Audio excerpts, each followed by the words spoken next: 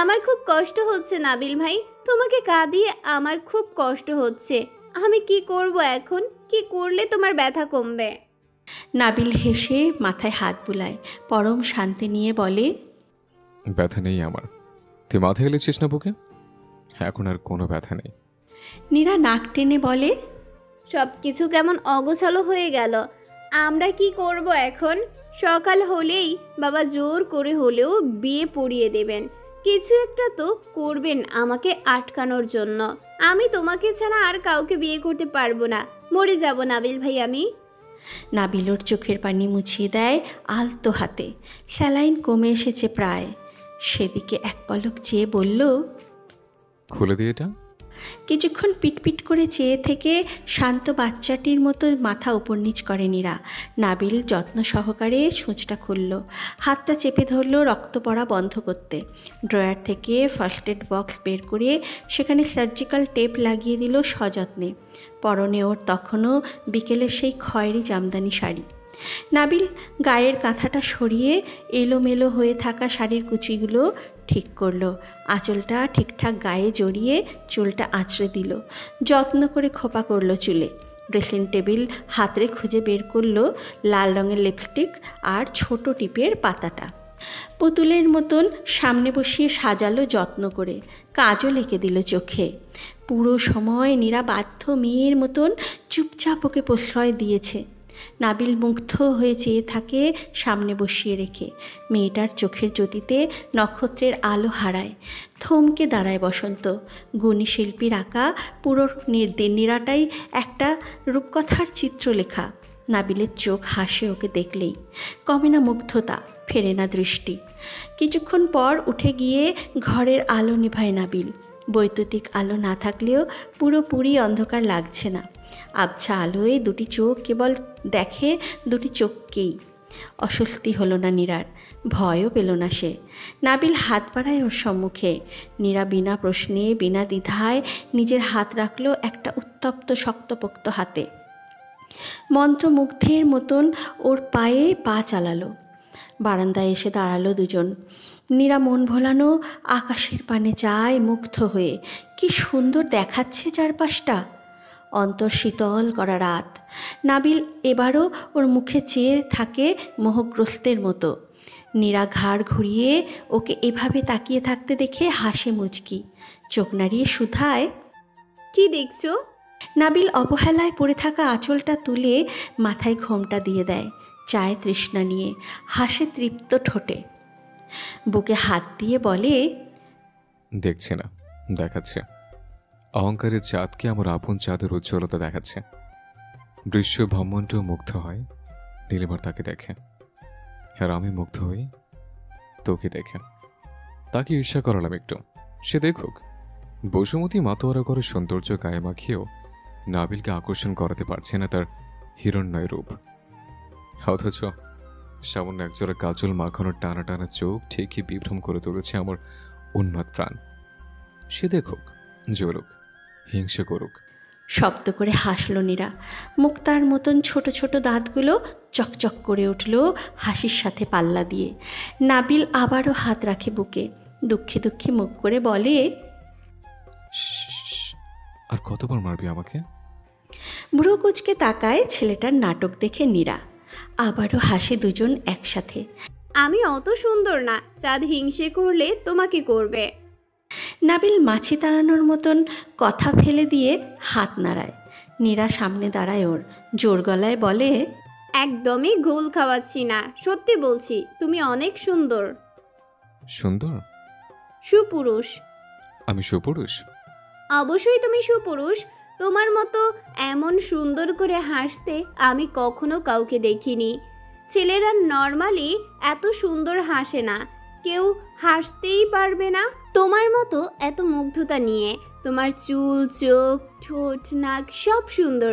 তুমি ছেলে ভালো, অন্তর ভালো, দেখতেও সলিড। তাহলে সুপুরুষ নয় তো কি? নাবিল ভাব নিয়ে চুলে ব্যাক ব্রাশ করতে করতে শুধায়, আসলে আমি সুন্দর? কেন, আগে কেউ বলেনি? বলেছে, সবাই বলেছে, তবে তোর মুখ থেকে শুনে বিশ্বাস করলাম। আমি আসলেই সুন্দর, মেনে নিলাম। আমার হাসি বসুমতীর সকল সৌন্দর্যকে হার মানায়। মেনে নিলাম, কারণ প্রিয় মানুষেরা কোনো কিছুর প্রশংসা করলে সেটা বিশ্বাসযোগ্যই হয়। আর খুশি হলে মেয়েটা জেনে যে কি আজকাল আমার সৌন্দর্য খেয়াল করা শুরু করেছে। নীরা হাসে রেলিংয়ে মাথা ঠেকিয়ে। নাবিল এক হাত দিয়ে ওর হাত ধরে একই ভঙ্গিতে মাথা ঠেকায় রেলিংয়ে। চারটা ঝিলের মতন চোখ অনেকক্ষণ ধরে দেখে নিজেদের। নাবিল ডাকে মধুর স্বরে। শোন, নীরা চোখ বুজে হাসল। শুনেছি তো।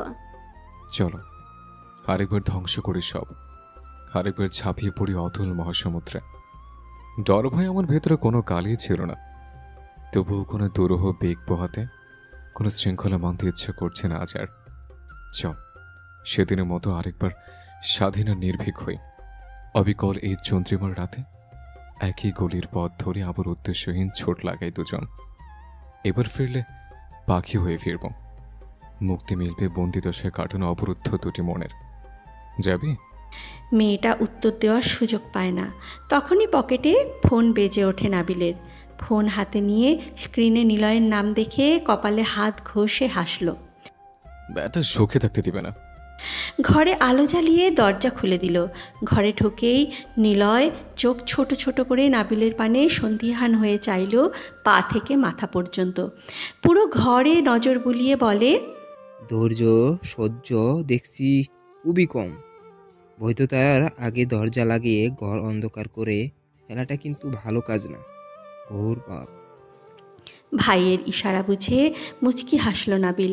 ঠোঁট দিয়ে জিভ ভিজিয়ে বলল, বারান্দায় বসেছিলাম একটু, এমনিতেই তো চাঁদের আলো খুব, ঘরের আলোটা তাই মনে ধরছিল না। রোগী কোথায়? নাবিল চোখ দিয়ে বারান্দায় ইশারা করলো।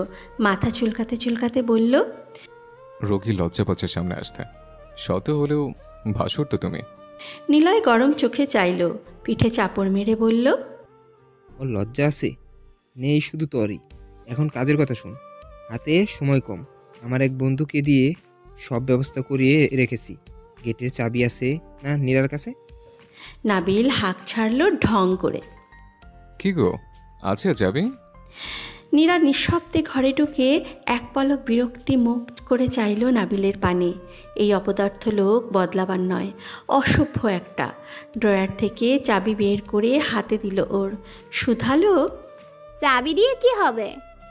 নাবিল নির্লিপ্ত ভঙ্গিতে শীষ বাজাতে বাজাতে বলল, তোদের বাড়িতে ডাকাত দল ঢোকাবো। নানা জানা আট পৌরে বাড়িটাই নাকি বহুত খাজানার সোর্স পাওয়া গেছে। নানা জানা যেহেতু তার নাতি হিসেবে আমারও তো পাওনা আছে। তোর বাপ তো এমনি এমনি নিতে দিবে না, তাই এই বিকল্প। তথ্য কিন্তু সিক্রেট, বাপের কানে লাগাস না যেন। নীরা ফুঁসে তাকালো। নাবিল ওর কপালে টোকা মেরে শুধায়, বোরখা আছে? কেন? হজে যাব, বোরখা পরে আয়। আর এনআইডি কার্ডও লাগবে। ওটা না থাকলে বার্থ সার্টিফিকেট হলে চলবে। সময় 10 মিনিটের মধ্যে রেডি হও। নীরার অবস্থা দেখে নিলয় হাসল মিটিমিটি। নীরা বিরক্তি বিরক্তি মুখ করে শুধায়, এনআইডি কার্ড কেন? কত প্রশ্ন করে দেখেছো ভাই? এই মেয়ে আমাকে সবসময় এমন বউ বউ অধিকার দেখায় কেন? অথচ লোকে তো ঠিকই ভাবে আমি তৈল মর্দন করে একে পটিয়েছে। আশ্চর্য ব্যাপার, তুই বউ হতে যাবি কেন? আমার কি বয়স হয়েছে বিয়ে করার? নীরা চোখ মুখ খিঁচে দাঁতে দাঁত পিষে আবারও শুধায়, এনআইডি কার্ড দিয়ে কি হবে নাবিল ভাই? নৌকা মার্কে একটা ভোট দিয়ে আসবো, যা রেডি হও। শব্দ করে হেসে ফেলল নিলয় এবার। নীরা হতাশ শ্বাস ফেলে কোমরে হাত দিয়ে ঝাঁঝালো চোখে চাইল নাবিলের পানে। নাবিলের ভাব গা ছাড়া, গা জ্বালানো হাসি ঠোঁটে। নীরা আর আবুল তাবুল বলার সুযোগ না দিয়ে ধূপধাপ পা ফেলে ওয়ার্ড্রোব থেকে বোরখা বের করে বাথরুমে ঢুকলো। 2 মিনিটের মধ্যে বের হলো বোরখা পরে। নাবিল ওর পা থেকে মাথা অবধি পর্যবেক্ষণ করে হাত বাড়িয়ে তাড়া দিয়ে বলে, চল। কোথায়? এত প্রশ্ন কেন? ভয় হচ্ছে? ভরসা নেই? নীরা নিঃশব্দে মাথা উপর নিচ করে। স্মিত হাসে নাবিল। হাত বাড়া তাহলে আজন্মের জন্য আমার বন্ধনহীন মনটাকে মুক্তি দিতে ওর অন্তরে। নীরা বিনা বাক্যে হাত রাখে ওর হাতে। নাবিল শক্ত করে নিজের হাতের মুঠোয় বেঁধে নেয় ওকে। নিঃশ্বাস ফেলে গভীর আত্মতৃপ্তি নিয়ে। চোখাচোখি হয় দুজনের। দুটো নিবিড় চোখ হেসে সম্মতি জানায় একে অপরকে। ওরা নিভৃতে ঘর ছাড়ে পূর্ণচন্দ্রকে সাথে নিয়ে। পিছনে ফেরার সময় নেই, না আছে ভবিষ্যতের শঙ্কা। কেবল দুটো কোমল প্রাণ নির্জনে ভরসা দিল একে অপরকে। হৃদয়ের সুখের উত্তেজনা লুকিয়ে ছুটল আড়ালে আবডালে। এই চাঁদ, এই রাত আর নিবু নিবু শুকতারারা সাক্ষী থাকলো আগামীর একটা আকাঙ্ক্ষিত নবসূচনার। 1 সপ্তাহ পর ধুলোমাটির চরাচরের একরোখা ভাব কাটাতে প্রকৃতির পুরোপুরি হানা দেয় বর্ষা। এখন চলছে আষাঢ়ের মাঝামাঝি সময়। তুমুল আশার সঙ্গীতে উল্লাস নিয়ে নেচে উঠেছে প্রকৃতি। বৃক্ষের শুকনো সন্তান ঝরে প্রাণ ফিরে গজায় নতুন সতেজ সবুজ পাতা। ভাষা ফিরে পায় গাছ, মাটি আর কবিদের কাব্যজগৎ। ব্যাঙ, কেঁচো জাতীয় উভচর প্রাণীরা প্রাণ খুলে শ্বাস নেয়। মুক্ত হয়ে কাঁদে আকাশ। প্রকৃতিতে প্রাণ ফিরিয়ে দেওয়ার কামনা নিয়েই যেন আগমন ঘটে শত মনের আকাঙ্ক্ষিত সেই বর্ষার। বহুদিন পর কুমিল্লায় নিজের জন্মস্থানে যাওয়া একটা ছুতো পেল জয়নাল শিকদার। তার বাপ দাদার আসল পৈতৃক স্থান, যেখানে শৈশব কেটেছে প্রায় অর্ধেকটা সময়। মা বাবার কবরটাও সেখানেই, যেখানের মাটিতে আকাশে আছে মা মা গন্ধ। ব্যস্ততা আর সাংসারিক কোলাহলের কারণেই জয়নাল শিকদারের বাড়িতে যাওয়া হয়নি শেষ কয়েক বছর ধরে। মনটা যাওয়ার জন্য উথাল পাথাল করলেও সময় সুযোগ মেলাতে পারছিলেন না তিনি। কিন্তু এবার আর কোনো তালবাহানা করলেন না ভাতিজির বিয়ের দাওয়াত পেয়ে। চাচাতো ভাইয়ের একমাত্র মেয়ের বিয়ে। 2 বোন আর মীরার শ্বশুরবাড়ির লোকজন সহ পরিবারকে দাওয়াত করেছে এরশাদ শিকদার। নিজে এসে সকলের বাড়িতে বিয়েতে যাওয়ার জন্য অনুরোধ করে গিয়েছেন। ভাইয়ের অনুরোধ ছাড়াও মনের খায়েশটা ছিল জয়নাল শিকদারের খুব, তাই আর না করলেন না তিনি। ভাইয়ের সম্মতি পেয়ে 2 বোনও যাওয়ার জন্য উত্তেজিত হয়ে পড়ল। বাচ্চাদেরকে নিয়ে বহুদিন পর নিজ বাড়িতে পা মারানোর সুযোগটা কেউই খোয়াতে চায়নি। 3 দিনের এই গ্রাম্য ভ্রমণের জন্য তো তাই সকলেই উৎসাহ নিয়ে ব্যাগপত্র গুছিয়ে ফেলল। আকাশ থেকে মেঘ সরে গিয়েছিল অল্প কিছুক্ষণের জন্য। ঘণ্টা 2 পার হতে না হতেই গগন কাঁপিয়ে মেঘ করছে আবার। ব্যস্ত ভঙ্গিতে একে একে সবগুলো লাগেজ গাড়ির ডিকিতে তুললেন জয়নাল শিকদার। গুড়ুম গুড়ুম শব্দ হচ্ছে কিছুক্ষণ পর পর। বৃষ্টিটা ক্ষণিকের জন্য কমেও শেষ রক্ষা হলো না, আবার বাড়ছে। মেজাজ এমনিতেই সারাক্ষণ চটানো থাকে, তার উপর ঘরের মেয়ে সমাজ করছে আরও দেরি। মেয়ে কোথাও বেড়াতে যাওয়ার আগে এদের নিয়ে পড়তে হয় আরেক বিপাকে। জয়নাল শিকদার সকাল থেকেই তাড়া দিচ্ছেন স্ত্রী মেয়েকে। এদিকে গ্রাম থেকে চাচাতো ভাই বোনেরা একের পর এক ফোন করেই যাচ্ছে। কাক ভেজা হয়ে তিনি গেটের বাইরে থেকেই হাঁক ছাড়লেন স্ত্রী আর মেয়েকে। বাবার কর্কশটাকে নীরা তাৎক্ষণিক দৌড়ে এলো ছুটে। অত্যাধিক রেগে আছেন তিনি। বাবার পাশ কাটিয়ে ভয়ে ভয়ে কোনো রকমে তাড়াতাড়ি গাড়িতে চড়ে বসল নীরা। জয়নাল শিকদার মেয়েকে সরাসরি ধমকান না কখনোই, তবে তার নীরব গম্ভীর ভাবটাই সবসময় ভীত করে নীরাকে। সে ভদ্র মেয়ের মতো গুটিসুটি হয়ে বসল। ফোনের ক্যামেরা অন করে চুলটা ঠিক আছে কিনা দেখে নিল। সিটে হেলান দিয়ে কানে হেডফোন লাগাতে মাকে শুধায়, মীরাপু আর দুলাভাই কখন আসবে আম্মু? রাতুলের কি এক কাজ পড়েছে বলল, সন্ধ্যা হবে ওদের রওনা হতে হতে। বেশ কিছুক্ষণ চুপ থেকে আড়ালে মাকে চুপিসারে পর্যবেক্ষণ করে মার ভাবমূর্তি বোঝার চেষ্টা করল নীরা। আপন ভঙ্গিতে জানলার বাইরে চেয়ে থাকার ভান করে ভাবলেশীনভাবে শুধালো, আম্মু আর কেউ যাবে না আজকে? কাদের কথা বলছিস? ফুপিরা। তোর খাদিজা ফুফি তো যাবে না আজকে।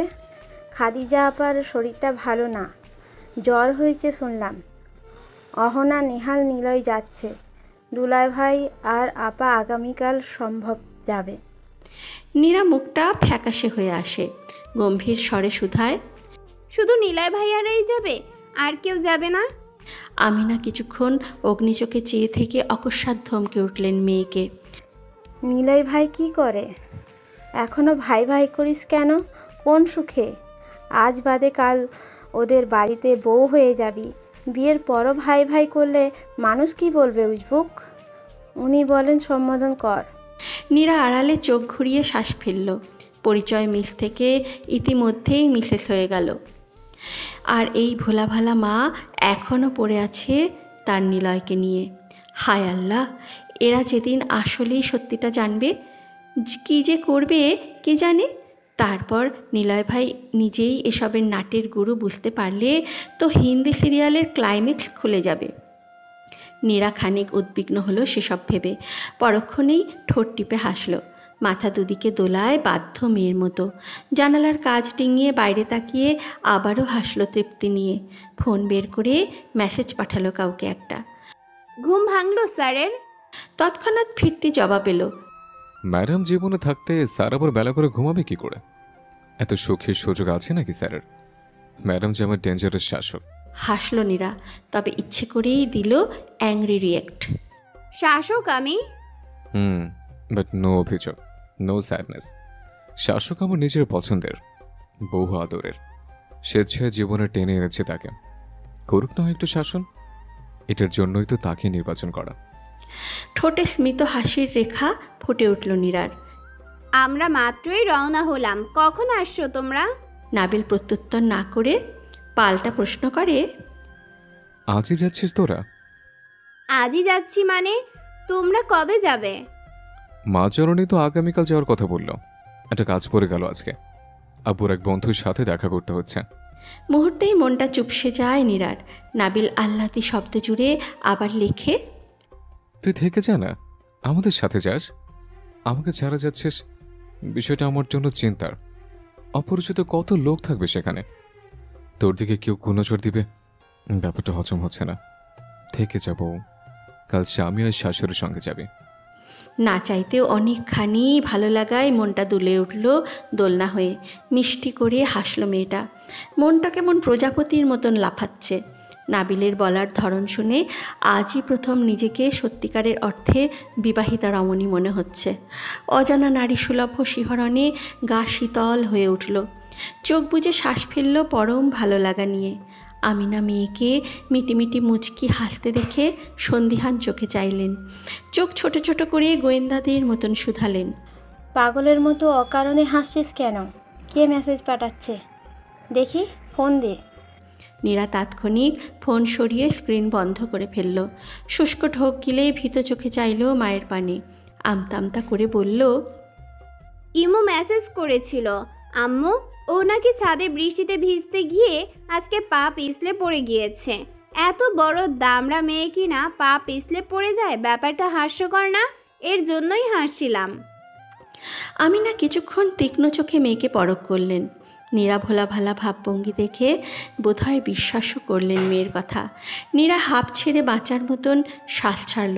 পরক্ষণেই ভাবনায় পড়ল, এই ঘটনা ঢাকতে না জানি আর কত মিথ্যার আশ্রয় নিতে হয় কে জানে। কবে আসবে নিলয় ভাইয়ের প্ল্যান করা সেই কাঙ্ক্ষিত মুহূর্ত? কবে মিলবে মুক্তি? নীরা কবে স্বাধীনভাবে নিজের পরিচয়টুকু জনসম্মুখে আনতে পারবে? কবে তার পরিচয়ই হবে তার আসল গর্ব? বাড়িময় লাল নীল ঝাড়বাতির আলোয় ঝলমল করছে।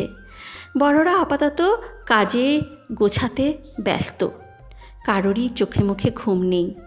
বাড়ির ভাই বোন সমাজ সব আড্ডা জমিয়েছে প্যান্ডেলের নিচে। জীবন শৈশবের খোশগল্প চলছে সেখানে। নীরাও ছিল এতক্ষণ এদের সাথেই।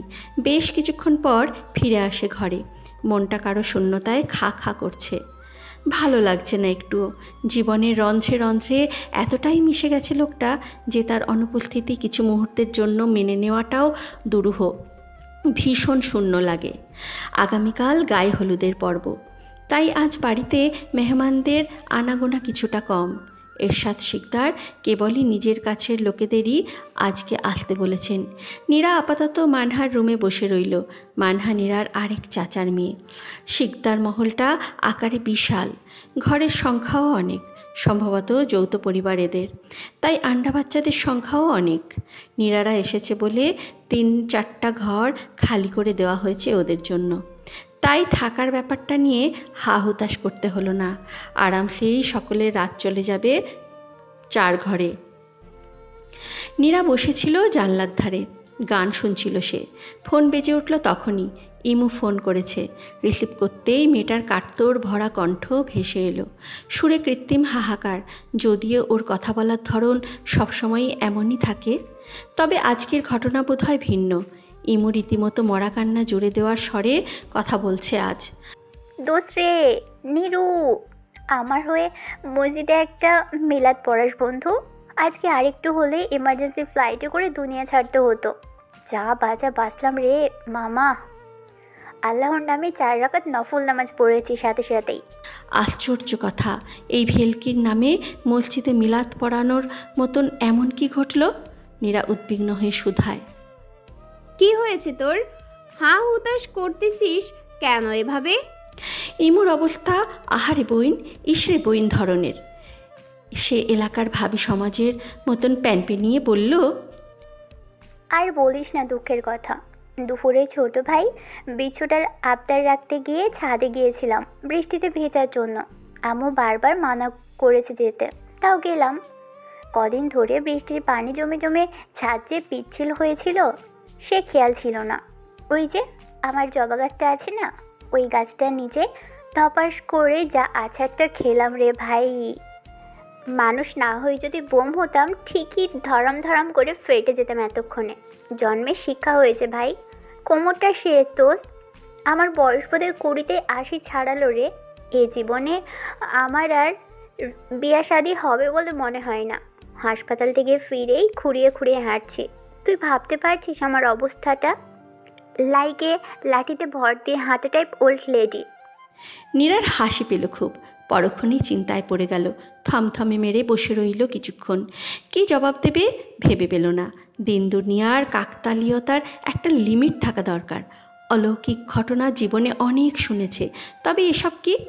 সামান্য মিথ্যে বলার বদৌলতে ইমুটার লাইফ জমের দুয়ারে যেতে যেতে রক্ষা হলো, এমন ঘটনা তো বিরল। মনে মনে নিজের উপর মহা বিরক্ত হলো সে। ছি ছি ছি, একটা মিথ্যা বলার জন্য বেচারিটা আজ লাইফ খোয়াতে নিচ্ছিল। নিজেকে খুব শাসালো নীরা। কেন যে শুধু শুধু সকালে ইমুটাকে নিয়ে এত বড় ডাহা মিথ্যা কথাটা বলতে গেল? আহারে আল্লাহ, বোধহয় এই মিথ্যে কথারই কর্মফল দেখালে নোকে দিয়ে। বেচারি ইমুটিমু। কী রে, তব দেখে গেলি কেন? নীরার ধ্যান ছুটল ওর ডাকে। হতাশ শ্বাস ফেলে বলল, সিরিয়াস কেস নাকি? এক্স-রে করিয়েছিস? না রে বাবু, প্যানিক খাস না। সামান্য ব্যথা পেয়েছি, মেডিসিন দিয়েছে, সেরে যাবে 1 সপ্তাহের মধ্যে। তুই বল, ভার্সিটিতে আসছিস না কেন? নীরা বেশ কিছুক্ষণ চুপ থেকে হুট করেই বলে, বিয়ে করে ফেলেছি। ইমু অবাক হলো না, হু হা করে হেসে উঠল, যেন বিরাট কৌতুক শুনল সে। ছাড়া ভাব নিয়ে বলল, নাইস জোকস বেব। আরেকটা বল। বিশ্বাস হচ্ছে না, 1 সপ্তাহ হয় করেছি। ইমু এবারও হাসলো গগন কাঁপিয়ে। বলেছি নাকি বিশ্বাস হচ্ছে না? এই যে হাসছি হু হা করে। I am happy for you darling. স্বামী সন্তান নিয়ে দীর্ঘজীবী হ। নীরা বিছানায় উপর হয়ে শুতে শুতে বিদ্রুপ করে বলে, যেদিন সত্যি সত্যি স্বামী সন্তান নিয়ে হাজির হব সেদিন যেন টাচকি না খাস, তখন যেন আবার আবেগে চোখ না ভিজে। বান্ধবী তুই বেঈমান, যেন না বলিস। সে তো একদিন না একদিন করবি। নীরা ধমকে উঠল। ইমুর বাচ্চা, আই এম সিরিয়াস। আমার সত্যি বিয়ে হয়েছে ভাই, পালিয়ে করেছি। তোকে না বলতে পেরে পেট কিলবিল করছিল। এখন মনে হচ্ছে তোর মতো আহাম্মককে বলেও ভুল হয়েছে। কিভাবে বিশ্বাস করব? আদতেও বিশ্বাসযোগ্য তুই? নীরাদা ইন্ট্রোভার্ট রমণী পালিয়ে বিয়ে করে ফেলেছে। এই দিনও দেখতে হবে আমাকে? হিটলার কবর থেকে উঠে 3য় বিশ্বযুদ্ধ শুরু করেছে শুনলে বিশ্বাস করতাম। পৃথিবীটা তিনকোনা, শুনলেও বিশ্বাস করে যেত, বাট তুই পালিয়ে বিয়ে করেছিস। লাইক সিরিয়াসলি হাসালি বন্ধু। কি প্রমাণ চাই? ওয়েট। আই, এডিট করা ছবি পাঠাস না যেন। নীরা তাৎক্ষণিক ফোন কেটে ওকে একটা ছবি পাঠায়। ক্লিন করে বিদ্যুৎ গতিতে ফোন করলো ইমু। হোয়াট দ্য বিস্ময়কর ব্যাপার। How is that possible? আমি কি বেঁচে আছি? নীরা দোস্ত, আমাকে বোধহয় জিনে ধরেছে। 2টা থাপ্পড় মার, সেন্স হারাইছি সম্ভবত। আমি মাত্রই ছবিতে তোকে আর নাবিল ভাইকে কাজী অফিসে দেখলাম। আমার ফোনটা নির্ঘাত নেশা করছে ভাই, ওকে লেবুর পিনিক দেওয়া দরকার। নীরা হাসলো উচ্চস্বরে। ইমুর বিস্ময় ভাব কাটছে না কিছুতেই। কেমনে? নাবিল ভাইকে তুই কেমনে পটাইলি? লাখো রমণীর ক্রাশকে তুই এমনে কেমনে কেটে নিলি? হাই হাই হাই, তোর নিষ্ঠুরতা দেখে আসমান কাঁপে, জমিন কাঁপে, জীবন যৌবন আন্ধার হয়ে আসতেছে ভাই। তোর দিলের মধ্যে কি আল্লাহ দয়া মায়া বলতে কিচ্ছু দেয় নাই রে? এসব রীতিমতো জুলুম, অবিচার। নীরা ঝাঁঝিয়ে উঠল। এই মির্জাফর, এই তুই আমার ফ্রেন্ড হয়ে এত নাবিল ভাই প্রীতি কোথায় রাখিস রে হারামি? সামনে পেলে কানের নিচে ঠাঁটিয়ে লাগাতাম দুটো। তোদের উজবুককে আমি পটাতে যাব? আমি? তোর মনে হয় আমি পটিয়েছি? ইমুর বোধহয় এবার সত্যি সত্যিই বিশ্বাস করলো। মাথা ঠান্ডা কর। তুই রীতিমতো আমাকে হাই ভোল্টেজের শক খাইয়েছিস রে মা। ক্লিয়ারলি বল, কাহিনী কি? এখন বিয়েতে আছি কুমিল্লায়, আব্বুর চাচাতো ভাইয়ের মেয়ের বিয়ে। দাওয়াতের পর্ব শেষ করে ঢাকায় ফিরলে বাসায় আসিস, বলবো সব। কবে আসছিস? 2 দিন পর। ইমু প্রবল উত্তেজনায় ফেটে পড়ার ন্যায় বলল, তাড়াতাড়ি আয়, তাড়াতাড়ি আয়, উত্তেজনায় পেট ফেটে যাচ্ছে আমার। সিম থেকে ফোন করছে কেউ। নীরা নম্বর না দেখেই বলল, ইমু রাখছি, হ্যাঁ কেউ ফোন করছে সিমে। নীরা সিমের ফোনটা রিসিভ করতেই অপর পাশের শান্ত পুরুষালী স্বরটি খুব নরম সুরে ডেকে ওঠে। বউ, কই তুই? এহেন প্রশ্নে নীরা অবাক হয় কিছুটা। কোথায় থাকার কথা আমার? আমার মনে। কপাল চাপড়ায় নীরা, হতাশ শ্বাস ফেলল একটা। বাইরে আয়, ঘরে একা একা বসে থাকতে হবে না। তোর প্রোটেক্টর এসে গেছে, বের হ। নীরা চোখ বড় বড় করে ফোনে চোখ বুলিয়ে সময়টা দেখে নিল। রাত প্রায় 12টা বাজতে চলল। তাৎক্ষণিক ঘরের জানলা খুলে দিয়ে উকিঝুঁকি মারল বাড়ির উঠোনে। উঠোনের মাঝামাঝিতে প্যান্ডেল করা হয়েছে। সেখানে সব ভাই বোনেরা বসে আছে, আড্ডা দিচ্ছে, হাসাহাসি করছে। নাবিল একটু দূরত্বে দাঁড়িয়েই ফোন করছে ওকে। নীরা তাকাতেই নাবিল ওকে চোখ টিপল আড়ালে। ছায়াময় হেসে ইশারা করলো নিচে নামতে। তুমি এত রাতে? বউকে ছাড়া মন টেকছিল না। নীরা চরম বিরক্তি বোধ করলো। এমন একটা ভাব করছো যেন বহু বছর হয়ে গেল বিয়ের, আর বিয়ের পর কত থেকেছি তোমার সাথে। এত রাত করে কেন এসেছো? শোন, বিমায় বাধ্য বউ, মুখে মুখে তর্ক করবি না একদম। সাথে থাকলে তুই আমার বউ, না থাকলেও আমারই। দুঃখ মনে করিয়ে বুক পুরাবি না। বিয়ে যেহেতু করে ফেলেছে, পালাবি আর কোথায়? হাসতে তো হবেই, সে আমার কাছে। তখন কাছে কেন, শুধু শরীরের সাথে শরীর মিশবে, ঠোঁটের সাথে ঠোঁট। হাঁটার মতো সারাদিন লেগে থাকবো তোর সাথে, ছাড়বই না একদম। মাথায় এনে তো কোলে নিয়ে বসে থাকবো। এসে দেখ। ছি ছি ছি ছি, বেহা বেলাজ লোক। তুমি খুব খারাপ নাবিল ভাই। এমন অসৎ কুৎসিত ভাবনা মাথায় খেলে কিভাবে? অসভ্য লোকের অসভ্য ইমাজিনেশন। নাবিল ডোন্ট কেয়ার ভাব নিয়ে বলল, সময় নষ্ট করছিস তুই, নিচে আয়, একটা জিনিস দেখাবো। পারবো না, এতগুলো মানুষের সামনে তোমার সাথে আলাদা করে আলাপ করতে পারবো না। ব্যাপারটা দৃষ্টিকটু দেখায়। তোর আহম্মকের দলের দৃষ্টিকটুর খ্যাতা সেলাই করে আমি। আসবি তুই, নাকি আমাকে আসতে হবে? দেখে মনে হচ্ছে ফাঁকা ঘরে আছিস। আমি আসলে কিন্তু এক ফোটো সুযোগ নষ্ট করব না। বৈধতার 16 আনা উসুল করে তবে ছাড়ব, বুঝে নিস। নীরা ছল ছল চোখে চায়। এই পাগলের প্রলাপ বকা লোককে এবার কিভাবে থামাবে? বললেই কি মানবে এই লোক? বলেছে মানে ঠিকই চলে আসবে। নীরা কাঁদো কাঁদো কণ্ঠে বলে, ভাল লাগে না, আসছি। ফোনের ফ্ল্যাশলাইটের আলো জ্বালিয়ে বাড়ির পেছনের পুকুরঘাটের দিকে ছুটল নীরা। আশপাশটা ঝোপিয়ে ঝাড়িয়ে ঘন হয়ে আছে। চোখ বুলায় ডানে বামে, কোথাও নেই লোকটা। ঘুটঘুটে অন্ধকার চারিদিকে। কয়েকটা ব্যাঙ আর ঝিঝি পোকা ছাড়া তেমন কারও উপস্থিতি টের পাওয়া যাচ্ছে না। তবে জায়গাটা শুনশান, একটু ভুতুড়েও। ভয় হচ্ছে এবার নীরার। চোখ মুখ খিঁচে আয়াতুল কুরসি জপল মনে মনে। ফিরে যাওয়ার উদ্দেশ্যে ঘাড় কাত করতে যাবে, ঠিক তখনই কারো উষ্ণ নিঃশ্বাস নীরার ঘাড়ে শীতল করে তুলল। নাক টেনে সে আবার নীরার শরীরের সবটুকু মেয়েলি সুবাস শুষে নিল। নীরার চোখ বুজে আসে, শিহরণ জাগে সারা দেহে। তপ্তশ্বাসের মালিক এবার ঘাড় ছেড়ে কোমর পেঁচিয়ে ধরল। আবেদনময় কণ্ঠে আওড়ালো, ভয় কেটেছে এবার? নীরা এক ঝটকায় ওকে নিজের কাছ থেকে ছাড়িয়ে নিল। শুষ্ক ঢোক গিলে আশপাশটা পরখ করল। ফোন উল্টে ধরাতে ফোনের চোখ ঝাঁঝানো আলোয় নিজের মুখেই। ভয়ে ভয়ে জিভ দিয়ে ঠোঁট ভেজাচ্ছে ক্ষণে ক্ষণে নীরা। নাবিলের দৃষ্টি নিশাতুর। নীরা ভীত পায়ে পেছাতে পেছাতে বলে, খুব খারাপ হচ্ছে কিন্তু নাবিল ভাই, আমি ফুপ্পিকে বলে দিব সব। নাবিল নিঃশব্দে হাসল ঠোঁট কামড়ে। ওর পায়ের সঙ্গে পাল্লা দিয়ে বাড়ায় নিজের পা। শুধু ফুপি? ফুপির ভাইকেও বল।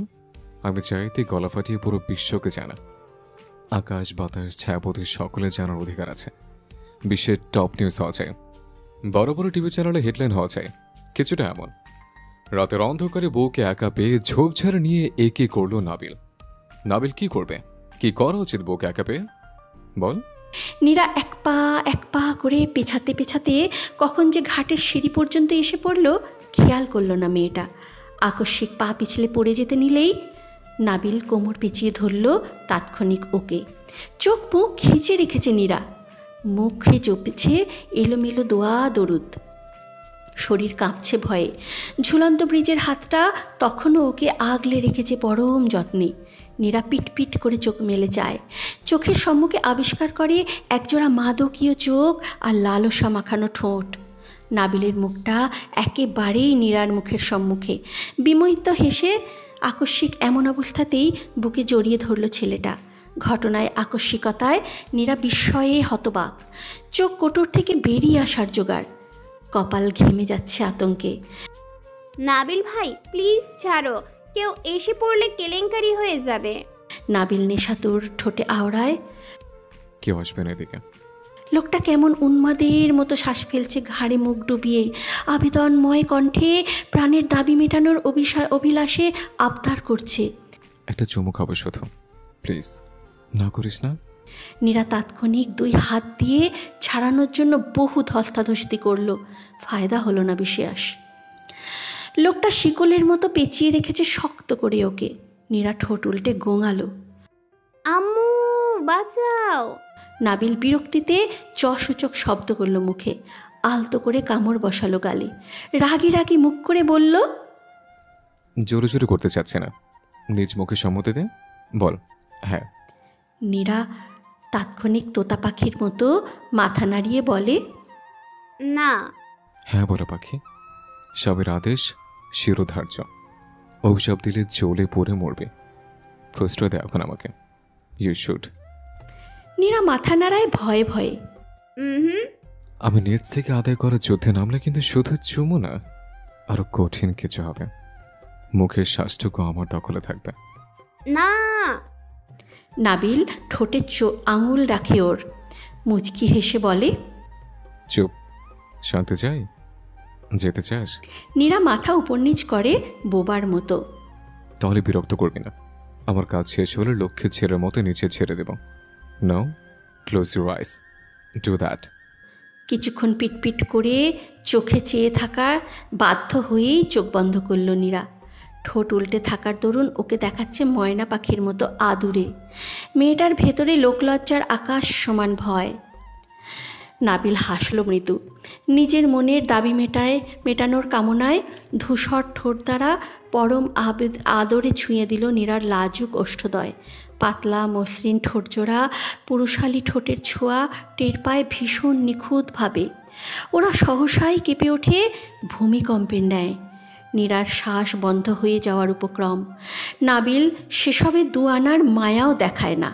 এই শব্দটাই যেন মুছে দিল নিজের অভিধান থেকে। বেশ কিছুক্ষণ পর যখন পুরোপুরি ঠোঁটের সন্ধিতে মত্ত হয়ে অপরপক্ষের ঠোঁটেদের সঙ্গে ওরা আপন হয় একে অপরের, নীরা সেই মুহূর্তে উপলব্ধি করে সে নিজের চৈতন্যে নেই। ভীষণ অস্থির হচ্ছে মন প্রাণ। অনুভূতিটা একটু কেমন কেমন যেন, খুব লাজুক আবার মিষ্টি। জীবনের প্রথম ঠোঁটের আলিঙ্গন তার। অপর মানুষটাও আবার তারই জীবনের অবিচ্ছেদ্য একটা অংশ। মাত্র কিছুদিন আগে পবিত্র বন্ধনে আবদ্ধ হওয়া স্বামী। এই প্রথম লোকটার এহেন নৈকট্য পেয়ে নীরার নারীসুলভ মন অচিরেই গলে যায় মোমের মতো। দেহ দাবি করে আরও প্রশ্রয়ের, মন পায় না তৃপ্তি, মস্তিষ্ক হয় এলোমেলো, আর সর্বাঙ্গ হয় অস্থির। বেশ অনেকটা সময় পর নিজের মনের সবটুকু কামনা মিটিয়েই নাবিল ছাড়ল ওকে। নীরা তাৎক্ষণিক ওর বুকে মুখ লুকায় পরম লজ্জায়। নাবিল হাসে মিটিমিটি, হাত রাখে মাথায়, আরও কাছে এসে কানের সম্মুখে মুখ নামিয়ে বলে, ভালোবাসার প্রথম পরশ ছিল এটা, আমার আদরের অর্ধাঙ্গিনী, আমার প্রাণ। তোমার নিঃশ্বাস সারা জীবন এইভাবে আটকে থাকবে আমার উন্মাদ ঠোঁটে। তুমি আদরে ভস্য হয়ে প্রতিবার এভাবেই নিজেকে গুটাবে নাবিলের উথাল পাথাল বক্ষপিঞ্জরে। তোমার লাল নাকের টকা আমার বেহালাজ কর্মকাণ্ডে হবে আরও রক্তিম। আমি তবুও ভদ্র হব না, হব আরও উন্মাদ, আরও অস্থির। তোমার রাঙা মুখ আমি আরও নেশা দেবে। ব্যাপারটা চমৎকার না? নীরা অস্থির চিত্তে শ্বাস ফেলতে ফেলতে ওর বুকে এলো পাথারি কিল ঘুষি মারতে মারতে নিজের অস্বস্তি ভাব লুকালো। শার্টের বুক খামচে ধরে শেষ নিঃশ্বাসটুকু ওর বুকে ফেলে তাকায় লোকটার পলকহীন চাহনির পানে। চোখ বুজে আবারও লজ্জা লুকায় নিজের। নাবিল হাসল। নাবিল হাসলে নীরা অকস্মাৎ ওকে ধাক্কা মেরে এক দৌড়ে ছুটল বাড়ির দিকে। নাবিল মাথা চুলকাতে চুলকাতে ওর যাওয়ার পানে চায়। প্রেয়সীর নুপুরের ঝমঝম শব্দ কানে বাজছে তার। হাসে সেও বিমোহিত। তৃপ্তির শ্বাস ফেলে চোখ বুজে বিড়বিড় করে, ইস, লাজুকলতা আমার। ধোয়া ওঠা চায়ের কাপে শেষ চুমুকটুকু বসিয়ে নিলয় চাইল বর্ষার ক্যাম্পাসের দোতলার করিডরের দিকে। দুই একটা ঘুঘু পাখি বসে আছে করিডরের পাশের জারুল গাছটায়। ঘড়িতে চোখ বুলিয়ে সময়টা দেখে নিল সে আরেকবার। কালো রঙের কাঁটাটা 1:30টার ঘর ছোবে ছোবে ভাব। কয়েকজনকে গেট দিয়ে বের হতে দেখে আবারও উকিঝুঁকি মারল মেইন গেটের আশেপাশে। হল থেকে কাঙ্ক্ষিত একজনকে বের হতে দেখা মাত্রই যত্রতত্র চাওয়ালার বিল মিটিয়ে উল্টো দিকে মুখ করে দাঁড়ালো। গাল ফুলিয়ে শ্বাস ফেলে অস্থিরতা আড়াল করার চেষ্টা করলো নিজের। ফায়দা হলো না বিশেষ। মুখ দেখে সাপ ভেতরের কাহিনী ধরে ফেলতে পারবে যে কেউ। পকেট থেকে ফোন বের করে কানের কাছে নিয়ে কার সাথে যেন কথা বলার ব্যস্ত ভঙ্গিমা দেখালো। তখনই পিছন থেকে কাঙ্ক্ষিত সেই মেয়েলি সুরটা ভেসে আসে। আপনি এখানে? নিলয় ঘাড় ঘুরিয়ে চায় মেয়ে কি অবাক হওয়ার দৃষ্টিতে। নির্মল চেহারায় মেয়েটির চোখে মুখে ভেসে উঠছে কোমল সতেজতা। মন গলে যায় মোমের মতন যে মুখ দেখে। জোরপূর্বক হাসার চেষ্টা করে ফোন কেটে দেওয়ার মতো করে একটু টাচ করলো স্কিনে। স্মিত হেসে বলল, যাচ্ছিলাম এদিক দিয়েই। ভ্রু কুচকায় বর্ষা। আইডি কার্ডটা ব্যাগে ভরতে ভরতে শুধায়, এদিকে দিয়ে কোথায়? মিথ্যা বলার ফলপ্রসূতে কপালে ঘাম জমেছে নিলয়ের। এদিক ওদিক ঘাড় ঘুরিয়ে চেয়ে অস্বস্তি লুকানোর ব্যর্থ প্রচেষ্টা করে আমতা আমতা করে বলে, সদরে এসেছিলাম একটা কাজে, মানে মার্কেটে। বিয়ের দাওয়াতে আসি তোমাদের জেলায় কদিনের জন্য। আজ হলুদে পরার জন্য আম্মু একটা পাঞ্জাবি কেনার জন্য পাঠালো। দাউদকান্দির দিকে অনেক খুঁজেও একটা ভালো জেন্টস পোশাকের শপ পেলাম না। তাই ভাবলাম সদরের দিকে দেখি পাওয়া যায় কিনা। গৌরীপুরের দিকে খোঁজ করে দেখতেন। দাউদকান্দি থেকে বাসে 10 মিনিটের পথ। ওখানের কিছুই তো চিনি না। যে কেউ জিজ্ঞেস করলেই তো হতো। তা কিনেছেন পাঞ্জাবি? নিলয় অপরাধীর মতো করে চায়। বিরক্ত লাগছে কিছুটা। এত প্রশ্ন করছে কেন মেয়েটা? এত সমাধান দিতে কে বলেছে একে? কেন হয়নি, যাবো এখনই। তোমাকে নিয়ে যাব। এখানকার ভালো জেন্টস শপ কোথায় জানো? মানে টুকটাক সবই তো চিনবে নিশ্চয়ই। তোমাদের এলাকায় এলাম, বাসায় না নিয়েও যাও, সঙ্গ দিয়ে এতটুকু উপকার তো করতেই পারো। বর্ষা হঠাৎ দাঁড়ায়, তীক্ষ্ণ চোখে চায় সন্দিহান হয়ে। পুরুষ মানুষ হয়েও এত চিনি না, জানি না। জপতে থাকা কেমন যেন শোনালো। সে কৌতূহলী স্বরে শুধায়, আপনি আমার জন্য এসেছেন এখানে? আমি যেন চিনিয়ে দিতে পারি তার জন্য। হ্যাঁ। হ্যাঁ, আসলেই? সন্দেহ আছে? না মানে আপনার বন্ধু তো শুনলাম কুমিল্লার স্থায়ী বাসিন্দা, ওনাকে স্মরণ না করে আমাকেই। আপনার বন্ধুকে কেউ ব্যস্ত? বন্ধু ব্যস্ত কিনা জানি না, তুমি ব্যস্ত নাকি সেটা বলো। গোয়েন্দাদের মতো জেরা করে ভয় দেখাচ্ছ কেন? You should be happy. বন্ধুর অপশন থাকা সত্ত্বেও আমি তোমাকেই তলব করেছি। How lucky you are. বর্ষা হাসলো বিদ্রুপ করে। বুঝলাম, কিন্তু মনের মধ্যে সততা থাকলে খামোখা ভয় পেতে যাবেন কেন? তাছাড়া আমি কিন্তু তেমন কিছু মিন করছি না। অসময়ে আপনাকে দেখে একটু একটু বেশি অবাক হয়েছি। অবাক না, অসন্তোষ হয়েছ। আপ্যায়ন করার ভয়। যদি কথায় কথায় তোমাদের বাড়িতে যেতে চাই সেই ভয়ে। তাড়িয়ে দিতে চাও ইনিয়ে বিনিয়ে। তোমাদের কুমিল্লার মানুষদের যে আত্মীয়তার ধরন ভালো না, আগেই টের পেয়েছিলাম সেটা। বর্ষা হেসে কৃত্রিম রাগ দেখানোর স্বরে বলল, এবার কিন্তু বাড়াবাড়ি হয়ে যাচ্ছে। পাঞ্জাবি পরে কেনা হবে? এখন বাইক ঘোরান। এত অপমান আর মেনে নেওয়া যাচ্ছে না। আজই বাড়ি নিয়ে যাব আপনাকে। বাইকে উঠে চাবি ঘুরিয়ে ঘাড় কাত করে চেয়ে ঠোঁট কামড়ে হাসল নিলয়। বর্ষা নিঃশব্দে পেছন চড়ে বসল। লুকিং গ্লাসে ধপধপে সাদা কামিজ পরিহিত রমণীর ছোট্ট মুখটা দেখে নিয়ে বাইক স্টার্ট করল নিলয়। কাকতালীয় দিনের বিপরীতে গড়ে ওঠা নাম না জানা একটা সম্পর্কের নরম ভারটুকু মন্দ লাগছে না তার, বরং ভালোর চেয়ে কয়েকশো ধাপ বেশি স্নিগ্ধতা টের পায় সে। দুজনই চুপ। এই নীরবতাটুকুও খারাপ লাগছে না। বিয়েটা কেন ভাঙলেন নিলয়? ভাবনার রেশ কাটিয়ে খুব স্বাভাবিকভাবেই প্রশ্নটা করে বর্ষা। নিলয় হাসে মৃদু, শ্বাস ফেলে জবাব দেয়, সৃষ্টিকর্তা যেটা চান না সেটা ঘটানোর সাধ্য আছে কার মিস বর্ষা? ওসব বাদ দাও, বলো বাড়িতে নিয়ে কি খাওয়াবে? সত্যিই যাবেন? তো তুমি কি মিছিমিছি দাওয়াত করলে? এসব কেমন ধরনের বাটপারি? এই নিয়ে দুবারে দাওয়াত জমে আছে আমার। নেহাত আমি জেন্টলম্যান, তাই এত ধোঁকা খাওয়ার পরেও অভদ্রদের মতো অনুমতি ছাড়া এখনো হামলা দিচ্ছি না।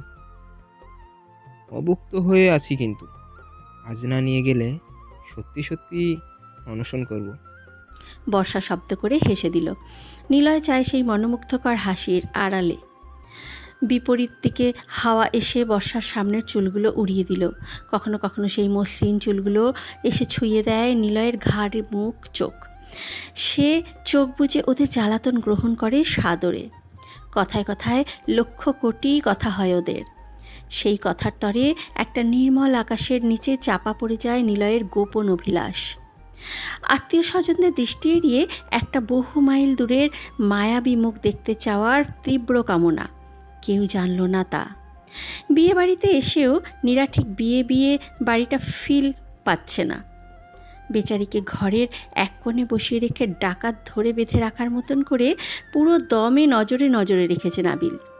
হলুদে সুরেলা কত গান হলো, সুন্দরী কাজিনদের নাচ হলো, স্টেজে এত মজা করলো সবাই, অথচ তার সেসবে অংশগ্রহণ মানা। কেন? কারণ তার অভদ্র লোকের কঠিন বারণ, তার কড়া আদেশ। এভাবে যেখানে সেখানে পরীদের মতন সেজে অমূল্য জিনিস প্রকাশ করতে নেই। সে কারো বউ, কারো ব্যক্তিগত সম্পত্তি, কারো বাড়ির রত্নদের থাকতে হয় গোপন। তাছাড়া ব্যক্তিগত সম্পত্তির মালিকানা কিংবা নিয়ন্ত্রণাধিকার থাকে ব্যক্তিগত মানুষদেরই। অন্য কারো সৌভাগ্য হওয়া মানা তা দেখার। সেজেগুজে এমন রোবটের মতন বসে থাকতে অসহ্য লাগছে নীরার। রাগে দুঃখে ছলছল করছে চোখ দুটো। আদতেও এমন উদ্ভট মানুষ হয়? এই লোকের নির্ঘাত কোনো মানসিক রোগ আছে, নয়তো খামোকা এরকম করতে যাবে কেন? একটা সাধারণ মস্তিষ্কে এমন বিরল নিষেধাজ্ঞার সন্ধান কি করে মেলে? সে পারলে শ্বাসটুকুও নেওয়ার ক্ষেত্রেও যথেষ্ট সীমাবদ্ধতা রেখে দিত নীরার। প্রতিবার শ্বাস ফেলার পূর্বে তাকে অতি সম্মানের সহিত জিজ্ঞেস করতে হতো। শ্রদ্ধেয় স্বামী মহোদয়, আমি কি পারবো দীর্ঘ 10 সেকেন্ড ধরে আটকে রাখা শ্বাসটা একটুখানি ফেলতে? প্রাণ যায় যায় অবস্থা। প্লিজ সদয় হন, কথা দিচ্ছি এবার শ্বাস ফেলে আগামী 20 সেকেন্ড আর বায়না ধরবো না। একেবারে শ্বাস আটকে এলে সে না হয় অন্য হিসেব, না থাকবে শ্বাস না চিন্তা হবে। শ্বাস ফেলবো? উত্তরে সে দীর্ঘ সময়ের জন্য ভাবনায় পড়ে যাবে। অতি কঠিন আর দুরূহ এই অনুমতিপত্রটি সই করতে বহু বেগ পেতে হবে তাকে। তার ব্যক্তিগত রমণী শ্বাস ফেলবে সামান্য এই মাটির চরাচরে, এও মেনে নেওয়া যায়? এ যে ভারী অনিয়ম। প্রকৃতি কি কাগজ কলমে তার বউকে বিয়ে করেছে? করেনি। আছে কোনো অধিকার তার বউয়ের কার্বন ডাই অক্সাইড শুষে নেওয়ার? নেই। তা কেবল একজন মহামানবের আয়ত্তে থাকবে, তার নাম নাবিল এহসান। ফুলে ফেপে শ্বাস ফেলে নিজে নিজেই কিছুক্ষণ বিড়বিড় করল নীরা। মন টিকছে না ঘরে। অমাবস্যার মতো ঘুটঘুটে অন্ধকার আজকের রাতটা। পুরো আকাশ নিকেশ কালো মেঘে ঢাকা। বৃষ্টি আসার সম্ভাবনা যদিও আগামী কয়েক ঘন্টায়ও নেই, তবে আবহাওয়া মৃদুমন্দ ঠান্ডা। ছাদের রেলিংয়ের কার্নিশ ঘেঁষে নির্জর ভঙ্গিতে উঠোনের প্যান্ডেলের দিকে চেয়ে আছে নীরা। ফোন বাজছে তখন থেকেই। ভালো লাগছে না তার, ভীষণ মন খারাপ লাগছে। ফোনের প্যাপো থামাতে সুইচ অফ করে রেখে দিল রেলিংয়ের উপরে। ছাদের সিঁড়িতে কারো পায়ের শব্দ পেয়ে ধাতস্থ হয়ে দাঁড়ায় সে। নিশ্চিত ওই অসভ্য পুরুষই হবে। সারা বাড়ি চষে খুঁজে না পেয়ে ছাদে এসেছে, নিস্তার দেবে না এই লোক। পায়ের শব্দটা একেবারে কাছাকাছি আসতেই ভুল ধারণা কেটে যায়। অপরিচিত পদধ্বনিটা টের পায় নীরা। নাবিল নয়, তবে কে? ভূত পেতে ভয় নেই?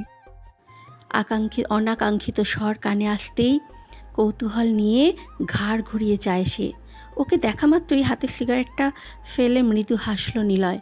পকেটে হাত ঢুকিয়ে আকাশের পানে দৃষ্টি মেলে হালকা করে শ্বাস ফেলল। নীরাকে চুপ থাকতে দেখে চায় ভ্রু বাঁকিয়ে। একা একা দাঁড়িয়ে আছিস যে, মন খারাপ তোর?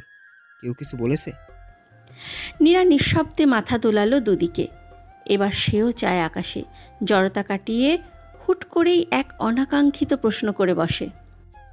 আপনার গার্লফ্রেন্ড নেই নিলয় ভাই? প্রশ্নটা করে নিজেও কিছুটা অপ্রস্তুত হয় নীরা।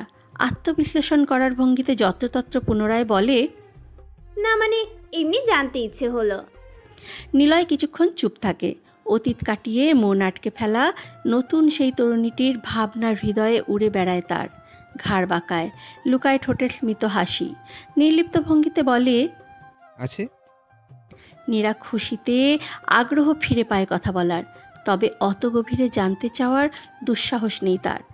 আমতামতা করে জিজ্ঞাসা করে, সত্যি আছে? কি নাম? নিলয় মন্ত্রমুগ্ধের মতো আওড়ায়, আলো। নীরা ভারী অবাক হয়। আলো? বাহ, চমৎকার নাম তো। নিলয় বিভ্রম মনে করে সেই কাকতালীয় দিনটির কথা। সদ্য হৃদয়ে ভাঙন ধরা সেই রমণীটির কান্নারত বিষণ্ণ মুখটার কথা। জীবন যেখানে থমকে গিয়েছিল, মোড় ঘুরিয়ে দিয়েছিল সামান্য একটা বাসযাত্রা। নামটার ব্যাখ্যা শুনবি না? তার সাথে দেখা হওয়ার মুহূর্তটাও জীবনে চলছিল তুমুল আধার। ধ্বংসস্তূপে পরিণত হওয়া আমার অন্ধকার মনের দুয়ারে প্রেমের জুতি নিয়ে এসে সেদিন ধরা দিয়েছিল বলে আদর করে তার নাম দিলাম আলো। সে আমার হৃদয়ের আলো, মনের আলো, জীবনের আলো। নীরা খানিক চুপ থেকে এত সহজেই বিয়েটা ভেঙে ফেলার কারণ ধরতে পারল। তবে তাকায় বিভ্রান্ত হয়ে। পরক্ষণেই মনের দরজায় কড়া নাড়ে স্বল্পক্ষণ ধরে ভুলে থাকা অভিমানটুকু। রাগ ফিরে আসে তখনই। ভাইয়ের প্রেমিক নিয়ে আর বেশি আগ্রহ না বাড়িয়ে নালিশ করার স্বরে ডাকে, নিলয় ভাইয়া, তাকে কি আপনি খুব প্যারা দেন? মানে আপনার প্রেমিকাকে, যেমনটা নাবিল ভাই আমাকে দেয়? কথার অর্থ না বুঝতে পেরে কিঞ্চিৎ ভ্রু বাঁকিয়ে চেয়ে রইল নিলয়। আপনার ভাই আমাকে এত যন্ত্রণা করে কেন? আর সহ্য হয় না লোকটাকে, জন্ম থেকে জ্বালাচ্ছে। ওর বাচ্চা সুলভ কথা শুনে নিলয় হেসে ফেলল শব্দ করেই। নীরা কণ্ঠে গাম্ভীর্যভাব লেপ্টে জবাব দেয়, কি করেনি, সবাই নিচে কত কি করছে, আর আমি কিনা সাজগোজ করে ছাদে উঠে শোক পালন করেছি। আপনার আদরের ভাই সবাইকে বলে দিয়েছে নীরার মাথা ব্যথা, মাথার সাথে শরীরও দুর্বল, নীরা বিশ্রাম প্রয়োজন। আমার মাথা ব্যথা না তো তোর ব্যথা, শুধু শুধু আমাকে যন্ত্রণা করে ছাড়া আর কোনো কাজ নেই লোকটার, আমার সুখের সহ্যই হয় না। নিলয় হাসল ঠোঁট টিপে। সারাদিন তোর দেখা নেই, তবে এই কারণেই। নীরা জবাব না দিয়ে চোখের পানি মুছল, ঠোঁট উল্টে বিড়বিড় করল, সারাদিন ঘরবন্দি করে রাখলে দেখা পাবেন কি করে? নিলয় বেশ কিছুক্ষণ চুপচাপ হাসলো আড়ালে। কারো কারো ভালোবাসা প্রকাশের মাধ্যমগুলো একটু অন্যরকম হয়। ও তোকে অসম্ভব ভালোবাসে, ভয় পায় হারাতে, তার জন্যই এমন করছে। একবার ঘরে উঠ, ব্যাপারগুলো আরও নর্মাল হবে। তা এতক্ষণ ধরে এখানে দাঁড়িয়ে আছিস কেন নাবিল? নাবিল জানে? হুম। শিওর? নীরা চায় বিভ্রান্তি নিয়ে। নিলয় উঠোনের দিকে মুখ করে ইশারা করে চোখে। নীরা ওর দৃষ্টি অনুসরণ করে চায়, কিছুই দেখতে না পেয়ে শুধায়, কি? তোর যন্ত্রণা তোর দিকেই চেয়ে আছে লাস্ট 1 ঘন্টা ধরে। এখন না, যখন থেকে ছাদে আসিস ও তখন থেকেই ওখানে দাঁড়িয়ে পাহারা দিচ্ছে। ওখানে ছিলাম আমি এতক্ষণ। প্যান্ডেল থেকে অনেকটা দূরে দাঁড়িয়ে আছে নাবিল। অন্ধকার থাকার দরুন খেয়াল করে না, তাকালে বোঝা যাচ্ছিল না নাবিলের উপস্থিতি। চেয়ারে পা দুটো আগে পিছে করার ধরনে বসে নির্লিপ্ত ভঙ্গিতে চেয়ে আছে, বুকে হাত দিয়ে। নীরা তাকাতেই গম্ভীর দৃষ্টি নিক্ষেপ করল। গোপন হুঁশিয়ারিতেই ভীত হয় নীরার মন। ফোনটা অন করে এক দৌড়ে নিচে নামলো। সিঁড়িতেই দেখা হয় নাবিলের সঙ্গে। নীরা না দেখার ভান করে পাশ কাটিয়ে চুপচাপ ঘরের দিকে ঢুকলো। পিছু পিছু গেল নাবিল। নীরার সঙ্গে সেও ঘরে ঢোকে। দরজা লক করে দেয়াল ঘেঁষে দাঁড়ায়। অভিমানিনী অগ্নিদৃষ্টিতে এক পলক ঝর্ণার মতন খুলে দিল নিকেশ কালো লম্বা চুলগুলো। আয়নায় চোকাচুকি হয় দুজনের। কানের দুল খুলতে খুলতে নীরা বলে, বের হও, বাইরে যেতে না পারলে এত সেজেগুজে বসে থাকার কোনো মানে হয় না। আমি চেঞ্জ করব, খুলে ফেলবো শাড়ি, দরকার নেই এমন বউ সেজে বসে থাকার। নাবিল জবাব না দিয়ে চেয়ে রইল পলকহীন। নীরা পিঠ থেকে চুল সরিয়ে নীরা ফিতা খুলল ব্লাউজের। হাঁক ছাড়ল আবারও। কি হলো, চেয়ে আছো কেন? বের হও। নাবিল চোখ বুজে সংযত করল দৃষ্টি। মনের খায়েশ লুকিয়ে চাপা দীর্ঘশ্বাস ফেলল অচিরেই। কণ্ঠে অভিমান ঢেলে বলল, মামার সাথে কথা বলবো, আমি কালি। তুই এখন থেকে আমার বাসায় থাকবি, আর কোনো অজুহাত মানছে না। নীরা চট করে চায় পেছন ফিরে। কথার অর্থ বুঝতে লাগলো না খুব বেশি সময়। তখনই ঘর আধার করে বিদ্যুৎ বিচ্ছিন্ন হয়। জেনারেটরের ব্যবস্থা নেই বাড়িতে। ফ্ল্যাশ লাইটের আলো জ্বালানোর জন্য ফোনটা হাতে নিতেই কেউ প্রবল শক্ত হাতে বাধা দিল ওকে। হাত থেকে ফোনটা কেড়ে নিয়ে অন্ধকারে সেটা কোথায় ফেললো কে জানে। শব্দ হয়নি, বোধহয় খাটেই পড়েছে। কোমর পেঁচিয়ে ধরে ঘাড়ে থুতনি ঠেকায় নাবিল। কণ্ঠ ভেঙে হতাশ ভঙ্গিতে বলে, আমার মন খারাপ বউ, খুব মন খারাপ। নীরা হাতড়ে হাতড়ে ফোনের স্ক্রিনটা অন করলো। মৃদু আলোয় দেখে নিল একটা অভিমানী নির্মল আলোর মতন সুদর্শন মুখ। বেশ কিছুক্ষণ অপলক চেয়ে হাসে নীরা। নাবিলের পাঞ্জাবির বুকের শেষ বোতামটা লাগিয়ে দিতে দিতে শুধায়, কেমন মন খারাপ বাচ্চার? নাবিল চায় তীব্র কোমল ভাব নিয়ে। ভ্রু কুচকে ঠোঁট ফুলিয়ে মৃদু স্বরে গোঙায়, তোর সাথে থাকতে পারছি না কেন? আমার ভালো লাগে না ভাই। ফের ফেলল হতাশ্বাস। পকেট থেকে অধৈর্য হয়ে ফোন বের করে কাকে যেন কল করলো। ভাই, মুসিবত মীরাটাকে আজকের জন্য অন্য ঘরে থাকার ব্যবস্থা করিয়ে দাও। দরকার হয় রাতুল ভাইকে তোমার রুমে থেকে ট্রান্সফার করে মীরার সাথে গোছিয়ে দাও। কাপলদের বিচ্ছিন্ন হতে নেই। আমিও আমার জোরার সাথে আছে। কেউ খোঁজ নিলে এনেই বিনেই কিছু একটা বলে দেবে, যেন কেউ আমাদের বিরক্ত যেন না করে। তোমার কাঁধে দিলাম গুরুভার। কলঙ্কের ভয় আমার নেই, কিন্তু বউয়ের আবার আত্মসম্মান বেশি। বরের সাথে রাত কাটাতেও লোকলজ্জার ভয় তার। মান রেখো আমার বউয়ের। নীরা গম্ভীর মুখে চেয়ে ফুসতে ফুসতে বলে, কেন করলে এটা? দরকার ছিল না। মুখের আধার ভাব ছাপিয়ে গা ঝাড়া ভাব নিয়ে চোখ ঘুরিয়ে ঘুরিয়ে ঘরটা দেখে নেয় নাবিল। বিছানায় বালিশ ঠিক করতে করতে বলে, ঝগড়া করবি এখন? কাগজে কলমে অনুমতিপত্র আছে আমার, দেখাবো? নীরা শাড়ির আঁচল খুলে আবারও চাইল তীব্র ক্ষোভ নিয়ে। মুখের উপর বালিশ ছুঁড়ে মারল ওর। নাবিল হাত দিয়ে ধরে নিল সেটা, বুকে জড়িয়ে বলল, বালিশ দিয়ে কি করবো? ওসবে পোষায় না, তুই আয়। চুপচাপ নিজের কাজ করে নীরা। রাগের তরে খেয়াল নেই কোনো কিছুই। ব্লাউজ পেটিকোট গায়ে থাকা অবস্থাতেই সে যে কখন থেকে দাঁড়িয়ে আছে সেটাও মাথায় নেই। একজোড়া বেহলাজ দৃষ্টি সেই সুযোগটুকুই লুফে নিল আপন চিত্তে। বিনা বাক্যে চেয়ে রইল ঘোর লাগানো চোখে। মোহগ্রস্তের মতো বলল, লাজ লজ্জের ভালোই অবনতি হয়েছে দেখছে। ধরলাম না, ছুলাম না, তবু তো তাদের লজ্জা কেটে গেল পাখি তোর। মনের ভেতর কি চলে? মুখোমুখি ছুবে না, মুখোমুখি ছুবে না বলেও আবেদনময় রূপে ধরা দিচ্ছিস প্রতিবার। অদ্ভুত ধোকা তোর। নীরা তাৎক্ষণিক ওড়না দিয়ে নিজেকে ঢেকে তোতলানো দৃষ্টিতে চায়। নাবিল ঠোঁট কামড়ে হেসে শীষ বাজায় আপন আনন্দে। মুখ ভেঙে নাটকীয় ভঙ্গিতে বলে, তাড়াতাড়ি শুতে আসো, অনেক অনেক রাত হলে তো। ভালো বউরা স্বামীদের এত যন্ত্রণা করে না। কাম। হালকা গোলাপি রঙের একটা 3 পিস পরে নীরা বের হয় বাথরুম থেকে। বিদ্যুৎ ফিরে এলো।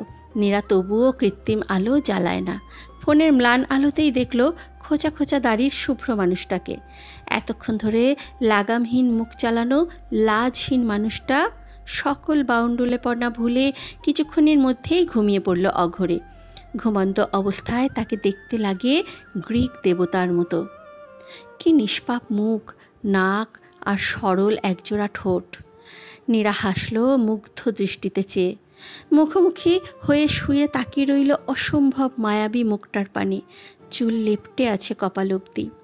ফু দিয়ে সেগুলো সরিয়ে নেয় সে। হাত ছোঁয়ায় গালে, চোখে ও নরম পরশে মৃদু নড়েচড়ে উঠে নাবিল। নীরা বুকের মধ্যে মাথা ঠেকিয়ে ডাকে, শুনো। নাবিল ঘুমের ঘোরেই সাড়া দেয় ছোট্ট করে, হুম। আমাকে জড়িয়ে ধরে ঘুমাও। আধো আধো চোখ মেলে যায় নাবিল, হাসে মাতাল হয়ে। চোখ বুজে এক হাত দিয়ে লতানো কোমরটা পেঁচিয়ে নিজের কাছে টানল ওকে। 2 হাত দিয়ে আষ্টে পৃষ্ঠে নিজের সঙ্গে আবদ্ধ করে বুকের মধ্যে মুখ ডুবিয়ে অর্ধাঙ্গিনীর নিকট পরম আদুরে গলায় আবদার করে, মাথায় হাত বুলিয়ে দে। নীরা শ্বাস ফেলে আপন গর্ব আগলে। কোনো এক অলিক দৈব বলের জোরে তার এখন আর ভয় হচ্ছে না কেন যেন, বরং অসম্ভব এক পবিত্রতা অনুভব করল নিজের ভিতর। এই আবদারে প্রশান্তি খুঁজে পেল নিজের। সে চুলে হাত বুলালো পরম আবেশে। প্রেয়সীর এহেন আশকারায় ছেলেটা নিজেকে ধীরে ধীরে তার বুকের মধ্যে গুটিয়ে নিচ্ছে জন্মলগ্ন শিশুর ন্যায়। নাক ডুবিয়ে দেয় ঘাড়ের কাছে। শ্বাস টেনে সবটুকু মেয়েলি সুবাস শুষে নেয় প্রবল তৃপ্তি নিয়ে। নীরা খেয়াল করল একটু আদরেই কেমন যেন মোমের মতন গলে যায় লোকটা। বশীভূত হয় অবুঝের মতো।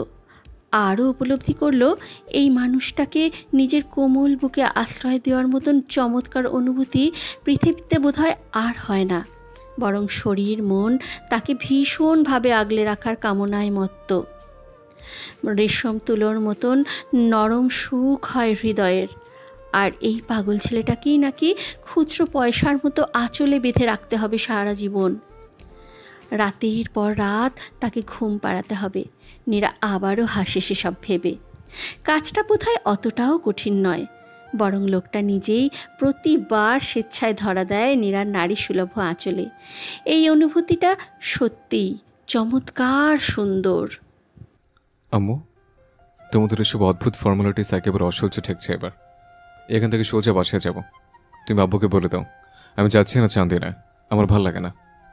I would love to stay at my home. তো এটাও তো তোরই বাড়ি, যা বাপ।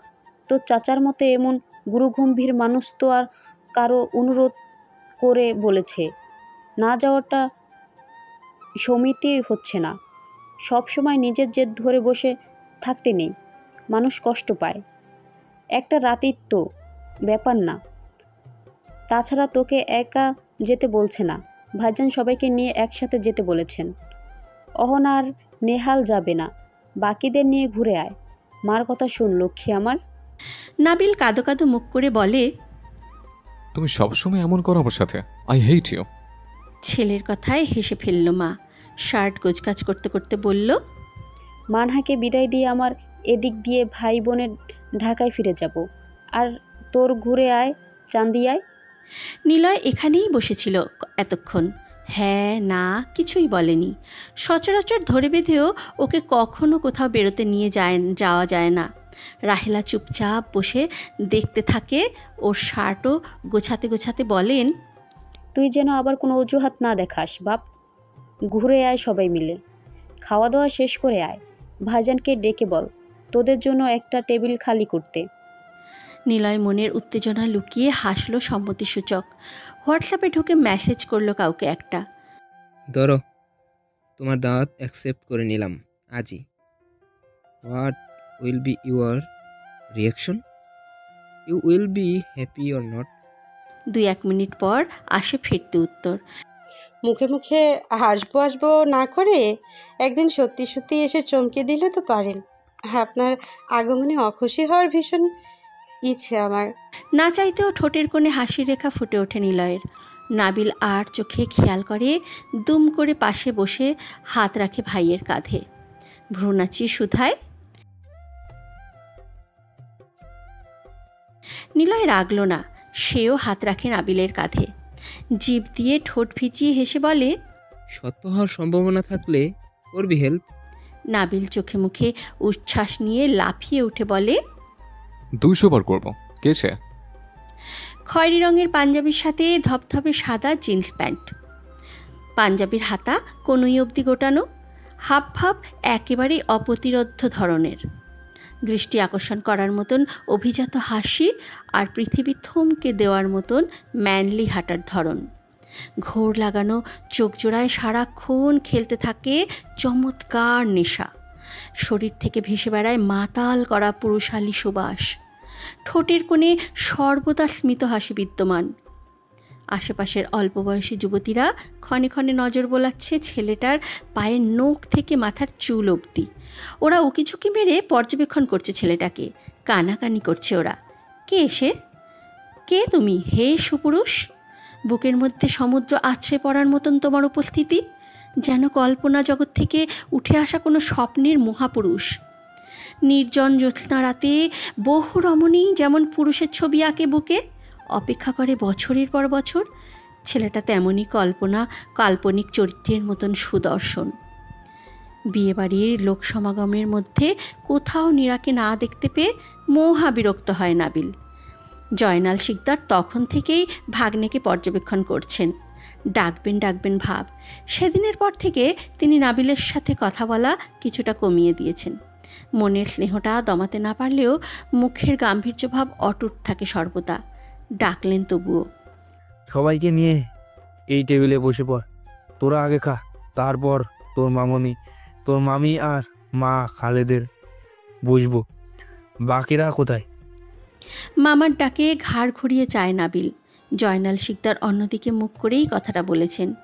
ভেতরে ভেতরে হাসল নাবিল। মনের মধ্যে আকাশ সমান মায়া তুলে রেখেও তার মামুটার অ্যাটিটিউড 1 ইঞ্চিও কমার নাম নেই।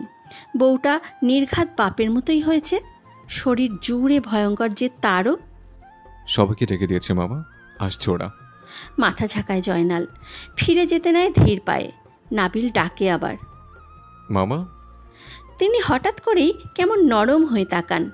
আদরের ভাগনার মুখে এই সম্বোধন শুনল বহুদিন পর। মুহূর্তেই যেন বুকের উপর থাকা ক্ষোভের পাহাড়টা ভেঙে চুরমার হয় কিছু মুহূর্তের জন্য। বাবার আদর থেকে চিরকাল দূরে থাকা এই ছেলেটার জন্য বরাবরই ভীষণ মায়া হয় জয়নাল শিকদারের। মায়া হওয়ার মতো অসহায় নাবিল না, যথেষ্ট অভিজাত পরিবেশেই বড় হয়েছে সে। তারপরেও এই নিষ্পাপ নির্মল চাহনির ছেলেটার দিকে তাকালে আপনা আপনি বুক আগলে ধরতে ইচ্ছে করে ওকে।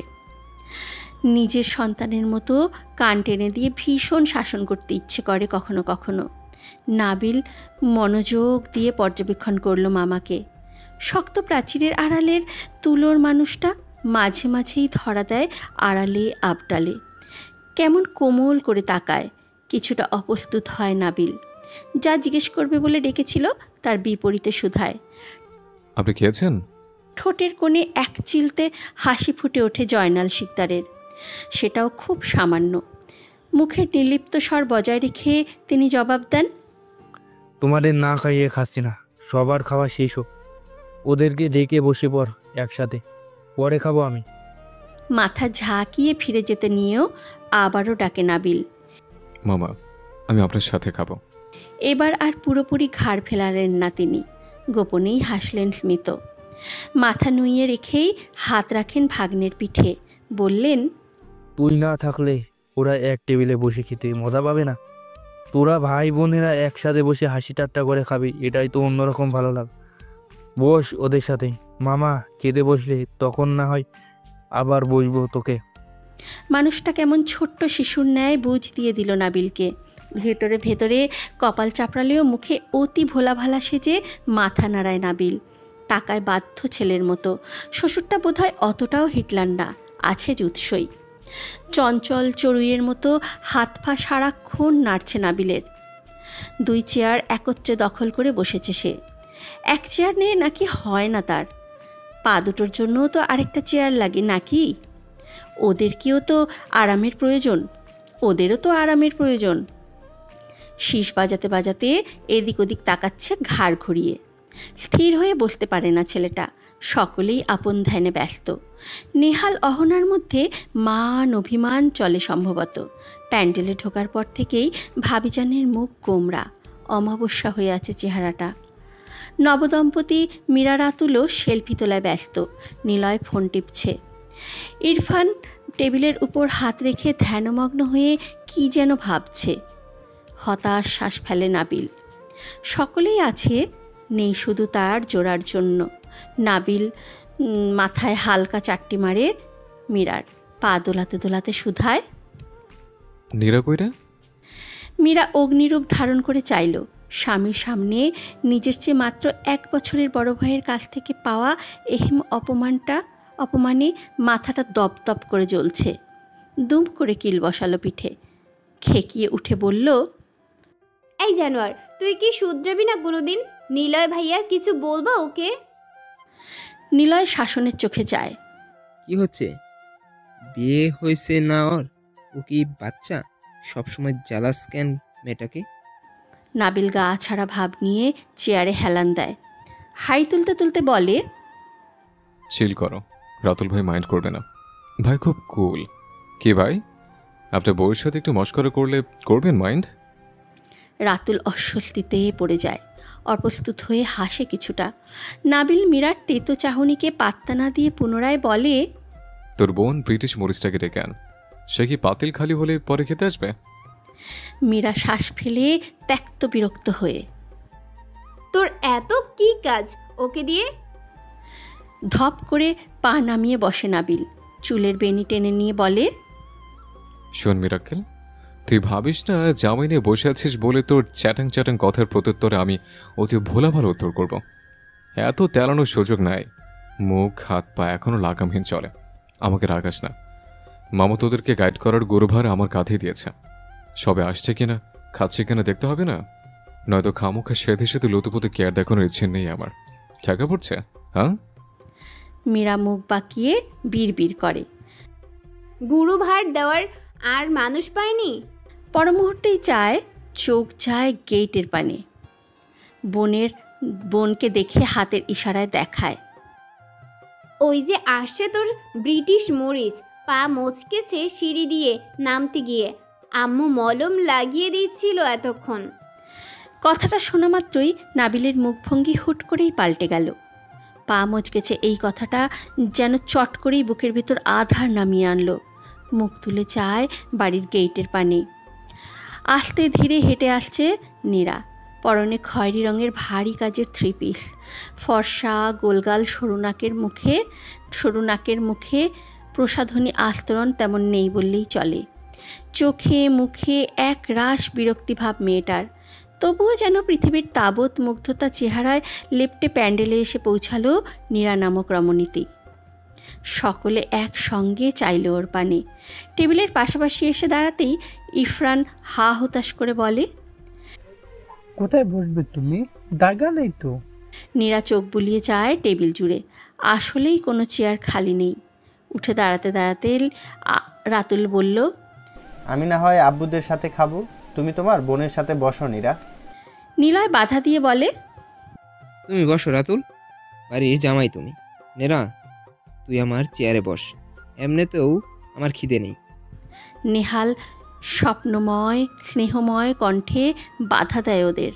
বইন, তুই এখানে বস, ইরফানকে আমি কোলে নিয়ে নিচ্ছি। তোকে ছাড়া আমরা আরাম করে খাবো তা হয় না। রীতিমতো কে নিজের চেয়ার ছেড়ে দেবে তা নিয়ে ভাগাভাগি, টানাটানি, দরদরুন বাগবিতণ্ডা শুরু হয়ে গিয়েছে। এদের অবস্থা দেখে নীরা হাসল নিঃশব্দে। পরক্ষণেই চোখ যায় অপলক চেয়ে থাকা মানুষটার দিকে। নাবিল নির্লিপ্ত অথচ কেমন বিষণ্ণ দৃষ্টিতে চেয়ে আছে। চোখ দিয়েই বলে দিচ্ছে কত কি। এই ছেলেটা মুখে যতটুকু না বলে তার চাইতে বেশি বলে চোখে চোখে। তার চোখের ভাষা গভীর, গাঢ়, অপ্রতিরোধ্য। সেসব প্রেয়সী কতটুকু বুঝল কে জানে। নীরা খুঁড়িয়ে খুঁড়িয়ে ধীরে সুস্থে হেঁটে নাবিলের সম্মুখে দাঁড়ানোর আগেই নাবিল চেয়ার থেকে পা ছেড়ে দেয় নিজের। নীরা হেসে গোপন ইশারায় বসে পড়ে স্বামীর পাশে। ইরফান সহ সকলে ভূত দেখার মতন চমকে চাইল। নির্লিপ্ত কেবল নিলয় হাসল মনে মনে। ইরফান ঠোঁট উল্টিয়ে অভিযোগের স্বরে বলে, তা তো তুমি আমাকে কেন বলতে দিলে না তখন? নীলফবিরা ঠিক বতে পড়লো। এই বেলায় তোমার আমার আলামনত হয় না? নাবিল ভেতরের প্রগাঢ় বিরক্তিভাব আড়াল করে চাইল শান্ত চোখে। ইচ্ছে তো করছে ভাতিজাকে মাথায় তুলে সজোরে ৩-৪টে আছাড় মারতে। তা না করতে পারার আক্ষেপ নিয়ে মনে মনে ওর মায়ের গোষ্ঠী উদ্ধার করে অভদ্র কিছুটা গালি ছুড়ল। ব্যাটা নির্ঘাত হিটলার, ব্রিটিশ সমাজের বংশধর, সবখানি খাই খাই স্বভাব। বউকে না বসতে দিয়ে তোকে দিব, মদন পেয়েছিস? কিন্তু মুখে অতি কোমলভাবে বলল, তোর ফুপ্পি এই মুহূর্তে ইমার্জেন্সি ক্যাটাগরির রোগী, শির থেকে পরে পা মুচকেছে বেচারের। বসতে না দিলে তখন তখন ফিট খেয়ে পড়বে। বড় মজলিসের চিত হয়ে পরিচয় ব্যাপারটা খুবই বিব্রতকর। মারের চেয়ে দফা হবে। তোরও পা ভেঙেছে, তুই কি রোগী? ওয়া ফিটার মুখে তুলে গড়ে নিতে হবে। আয় বাপ, কোলে উঠ তাইলে, টসটসে গাল একটু আদর দেই, সব রোগ সেরে যাবে। সকলে হেসে ফেলল একত্রে। নেহাল হুট করে চোখ ছোট ছোট করে চায় অদ্ভুত মুখভঙ্গি করে, গোয়েন্দার মতো রশ্মি রশ্মি শুধায়, এই রে, তোরা কি প্ল্যান করে ম্যাচিং পড়েছিস? ড্রেস আপ তো পুরাই মিলে গেল। বসেছিসও পাশাপাশি, কাপল গোলসের বদলে সিবলিংস গোলস টাইপ ব্যাপার হয়ে গেল না? বলেই হু হা করে হেসে উঠল নিজেই। এতক্ষণে সকলে খেয়াল করে চাইল ওদের পানে। সত্যি দুজনের পোশাকের রং প্রায় একই। পাশাপাশি বসায় দেখতে লাগছে সদ্য বিয়ে হওয়া কোনো নবদম্পতির মতো। নাবিল ভাইয়ের পানে চাইল গরম চোখে। মনে মনে পৃথিবীর নিকৃষ্ট গালিটা শুনিয়ে দেওয়ার অভিলাষ করলেও বাইরে থেকে রইল নির্লিপ্ত। নিলয়র চাহনির অর্থ বুঝে ঠোঁট টিপে হাসল। নীরা তখন থেকে মুখ গোমরা করে নিজের প্লেটের দিকে চেয়ে পোলাওয়ে আঙুল ঘাটাচ্ছে। খাচ্ছে না কিছুই। নাবিল ইশারায় শুধায়, কি? আমি চিংড়ি মাছ দিয়ে খাবো, আমাকে চিংড়ি মাছ দেয়নি। রোস্ট আর কাবাব খাবো না। কেমন মন খারাপের স্বরে কথাটা বলল নীরা। নাবিল খেয়াল করে দেখল সকলের পাতে চিংড়ি পড়লেও শুধু নেই নীরার পাতে। বেচারি চিংড়ি মাছ খেতে এত পছন্দ করে, আর অভাগারা ওরটাই দিতেই ভুলে গেল। আশেপাশে ডাকার মতো কাউকে পেল না তেমন। নিজের প্লেটেরটাও দিয়েও স্বস্তি মিলল না। বউ একটা খেলে কি আর তার পোষাবে? পছন্দ করে মানে পুরো বিয়েবাড়ির সব চিংড়ি তার বউয়ের প্লেটেই হওয়া চাই। যেখান থেকে হোক হামলে আরও একটা ম্যানেজ করা চাই। আশেপাশে চোখ বুলিয়ে দেখল, কেউ এখনও চিংড়িতে হাত লাগায়নি। তবে সবারগুলো লুট করা যাবে না। এদের মস্তিষ্ক বিচক্ষণ। চোরা চোখে চাইল মীরার পানে। বেচারি আপন ভঙ্গিতে খাচ্ছে। শয়তানি বুদ্ধি ফলাতে ওকেই বলির পাঠাতে বানাতে হবে। আহারে আহারে ধরনের অসহায় মুখ করে নাবিল ডাকল মীরাকে। মেরু রে। মীরা চায় বিরক্তি নিয়ে। কি সমস্যা? নাবিল দীর্ঘ একখানা শ্বাস ফেলল, চেয়ারে হেলান দিয়ে বলল, শরীরটা মারাত্মক খারাপ লাগতেছে বই না। সারা দেহে কেমন চিনচিনে ব্যথা, মাথার উপর পৃথিবী ঘুরতেছে, চোখ দুটো অন্ধার দেখতেছি সব, বুকটা ধুকপুক ধুকপুক করে, বুক পিঠ কাঁপাকাঁপি কাঁপাকাঁপি, শ্বাসকষ্ট হইতেছে একটু একটু, খাইতে পারতেছি না। মীরা চোখ মুখ কুচকে চাইল পর্যবেক্ষণ করে বিরক্ত নিয়ে। গড় গড় করে বাড়ির প্রবীণ সমাজের সকল রোগ বলে দিল নাবিলটা। নানি দাদিদের রোগ সব। এত ধরনের সমস্যা দেখা দেওয়ার মতন নিষ্পাপ তো দেখাচ্ছে না ওকে। তবুও দীর্ঘদিন ধরে জিম্মি করে রাখা ভুক্তভোগীর মতন অসহায় ধরনের করে রেখেছে ছেলেটা মুখটা। মায়া হলো সহজ সরল মীরার। এই কয়েক মিনিটের মধ্যে কি হলো তোর আবার? জ্বর জ্বর লাগছে, রুচি হচ্ছে না খেতে।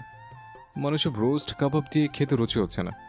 মীরা বিভ্রান্ত হয়ে চাইল, সামান্য জ্বরের এত সিমটমস থাকে? উঠে পড়বি? নাবিল কিছুক্ষণ অপলক চেয়ে থাকে, হতাশ শ্বাস ফেলল। ইচ্ছে করছে ঠাটিয়ে একটা চড় লাগাতে। কি সব আলু মার্কা মগজ! এসব দিয়ে খেতে ইচ্ছে করছে না মানে বিকল্প কিছু চাইছে, এটাও মাথায় আটে না। এই লাউয়ের ব্রেন দিয়ে সংসার করবে কিভাবে ছেমরি? নিজেকে সংযুক্ত করলো তবুও, নিজেকে সংযত করলো তবুও। অবলা অবলা ভাব ধরে বলল, না খেয়ে উঠে পড়বো? কেমন দেখায় না? মরেই তো যাচ্ছিস রীতিমতো। কেমন দেখা দেখিতে কি আসে যায়? আর খেতে পারলে খা আস্তে ধীরে। বললামই তো এসব রুচিতে যাচ্ছে না। চিংড়ি মাছটা হলে খেতে পারতাম দুটো। কথাটা মীরার প্লেটের লাল টুকটুকে চিংড়িটার দিকে চেয়ে বলেছে নাবিল। মীরা ওর প্লেটে চোখ বুলিয়ে দেখে বেচারাকে চিংড়ি আসলেই দেওয়া হয়নি। মায়ার চোখে চায় মীরা, আবারও নিজেরটা বিলাতে মন মানছে না। চিংড়ি যে ওর ভীষণ প্রিয়, মানবতার খাতিরেও। তবুও মুখ গোমরা করে বলল, তুই চাইলে আমারটা নিয়ে নিতে পারিস, অল্প করে খেয়ে রেস্ট নে ঘরে গিয়ে। বলতে দেরি নাবিলের ছো মেরে চিংড়িটা মীরার পাত থেকে সরাতে দেরি হলো না। বিস্ময়ে চোখ বড় বড় হয়ে যায় মীরার। বলেছে বলেই নিয়ে নেবে? লোকলজ্জার ভয়ে মেয়েটাকে আরও বলতেও পারল না কিছু। চাইল অসন্তোষ চোখে। খাওয়ার ফাঁকে ফাঁকে চিংড়ির খোসাটা ছাড়িয়ে আড়ালে রেখে দিল নীরার পাতে। কি মনে করে মীরার চোখ গেল ওর উপর কে জানে। দেখল কোনো প্রকার রোগী রোগী ভাব ছাড়াই মনের আনন্দে নাবিল রোস্ট আর কাবাব দিয়ে মজা করে খাচ্ছে। চিংড়ির সন্ধান নেই সেখানে। খাসির রেজালা নিল একটু পর। আরামসে বসে 2 প্লেট সাবার করলো এক বসায়। হা হয়ে এলো মীরার মুখ। একে দেখে কেউ মোটেও বলবে না এর কোনো অসুখ হয়েছে। মীরা দাঁতে দাঁত পিষে রসিয়ে রসিয়ে বলল, কিরে হারামি, তোর না মুখে রুচি নাই? রাক্ষসের মতো 2 প্লেট হজম করলি কেমনে? নাবিল ওর দিকে না চেয়ে হাত ধুয়ে ড্রিঙ্কসের বোতলের মুখ খুলতে খুলতে জবাব দেয়, তুই আর তোর জামাই একাই যে 6 প্লেট মারছিস, আমি কিছু বলছি? এখনো তো ঠুসো অফ যায় না, কুত্তার মতো মুখ চলতেছে। যে হারে খাইলি এক বসে ব্লাস্ট হবে শিওর। খাবার পরিবেশক মাত্রই টেবিলের পাশে দাঁড়ালেন ডেজার্ট নিয়ে।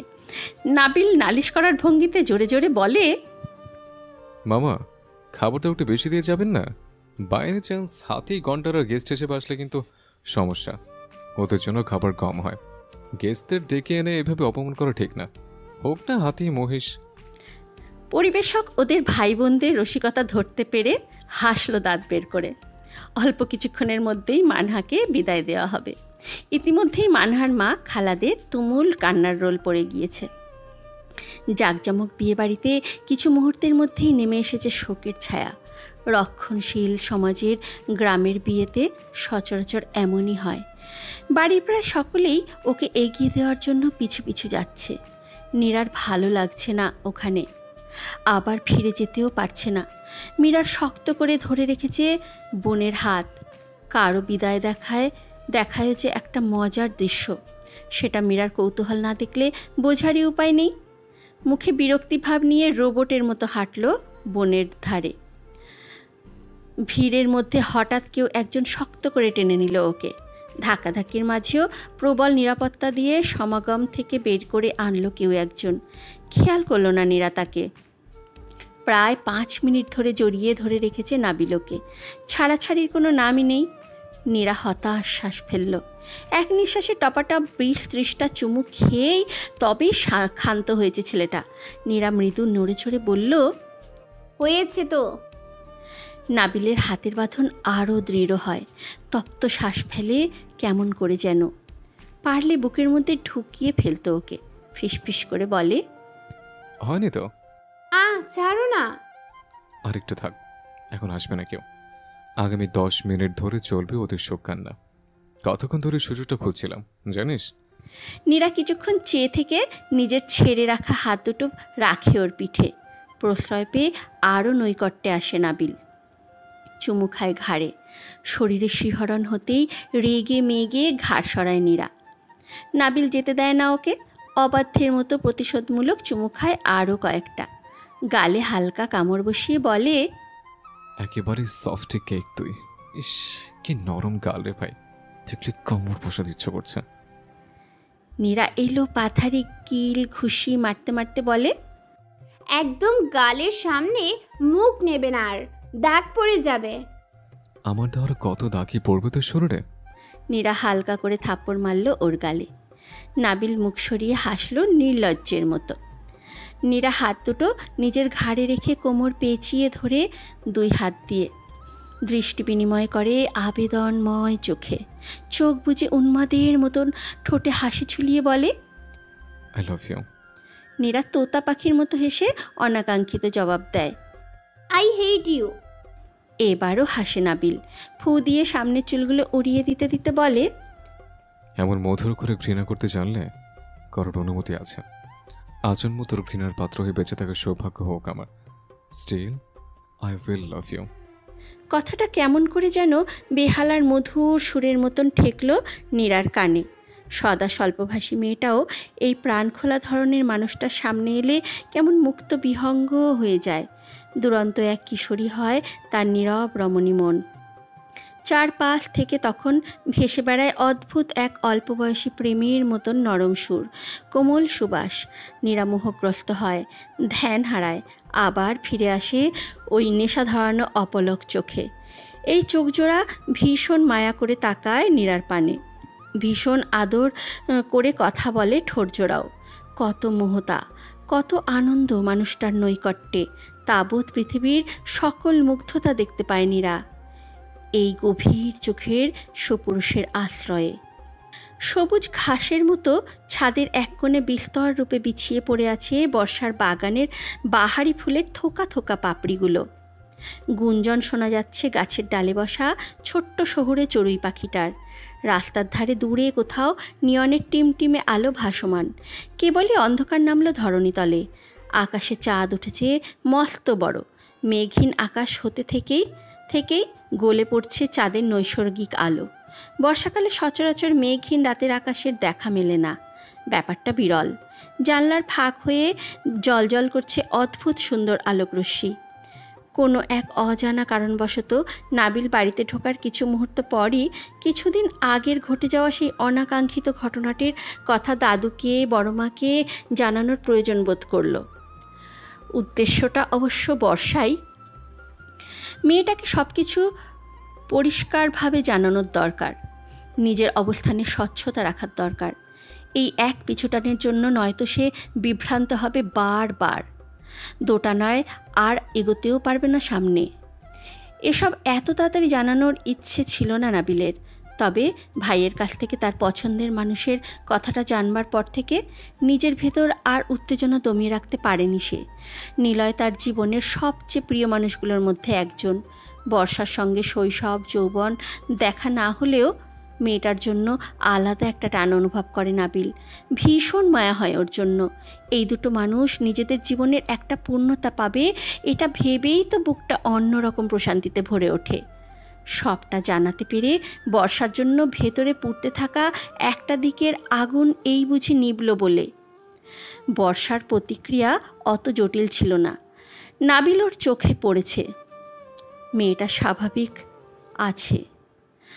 মুখে প্রকাশ না করলেও কেবল একজন মানুষই ওদের বিয়ের খবরটা শুনে অসন্তুষ্ট, বড় মা। হয়তো মনে মনে তিনি নাবিলকে বর্ষার সঙ্গেই কল্পনা করেছিলেন, ওর সঙ্গে বিয়ে দেওয়ার আশা বেঁধেছিলেন নিজের মেয়েরূপী বর্ষাকে নিয়ে। বন্ধুত্বের দায়বদ্ধতা থেকে রাতবিরতে নিলয়ের ডাককে প্রত্যাখ্যান করতে পারেনি বর্ষা। অবশ্য নিজেও আসতে চেয়েছে নিলয়ের তাকে আর জ্যোৎস্নাকে নিয়ে আড্ডা দেওয়ার খায়েশ মেটাতে। বর্ষা বেশ কিছুক্ষণ চুপ থেকে আড়ালে চাইলেও পাশে থাকা প্রশস্ত পুরুষ অবয়বটির দিকে। লম্বা শ্যামবর্ণের সুঠাম দেহের অধিকারী এই নির্ভীক মানুষটার জন্য ইদানিং একটু বেশি অস্বস্তি, আরক্ত ধরনের অনুভূতি উকি ঝুঁকি মারে মনের এক কোণে। আজকের ব্যাপারটা তাই নেহাতি বিস্ময়কর লেগেছে। লোকটা যে সত্যি সত্যি বাড়ি পর্যন্ত আসতে সক্ষম হবে ভাবেনি সে। রীতিমতো জলজান্ত নিলয়কে সামনে দেখে লজ্জায় কেঁপেছে মেয়েটা।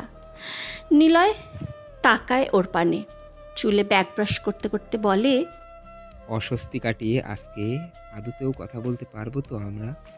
তোমার অবস্থা দেখে আমার কিন্তু অসম্ভব হাসি পাচ্ছে, নিজেকে অপরাধীও লাগছে। বর্ষা ধ্যান ভাঙিয়ে চায় আরক্ত ভাব লুকিয়ে, হাসে স্মিত। মেয়েটা আবারও খানিক বিভ্রম হয়, অনেকটা লম্বা শ্বাস টেনে চলে যায় আরেক ভাবনায়। আচ্ছা, এত বড় সত্যটা জানার পরও এতটা স্বাভাবিক কি করে লাগতে পারে বর্ষার? নাবিল ভাই বিবাহিত, সে ভালোবাসে, বিয়ে করেছে নীরাকে। ওরা এখন থেকে দম্পতি। এই তেতো সত্যটা জানার পরেও বর্ষার উচ্চাটন লাগছে না, ধ্বংস হচ্ছে না সে। ওদের দুজনের চোখে দুজনের জন্য অসম্ভব প্রেম দেখা যায়। বর্ষার চোখে কি দেখা যায় না তা? তার ভালোবাসাটা তবে কেমন ছিল? নিষ্ঠুর, নির্লিপ্ত হবে হয়তো। এই যে বর্ষা জানতো সে নাবিলকে ভালোবাসে, তবে তার পাশে অন্য নারীকে বৈধ রূপে দেখার পরও কেন বুকের ভিতরটায় তোলপাড় হচ্ছে না? কেন রক্ত শূন্য হলো না আজ? স্নায়ুদের মরণ হওয়ার কথা ছিল তো, হওয়াও উচিত।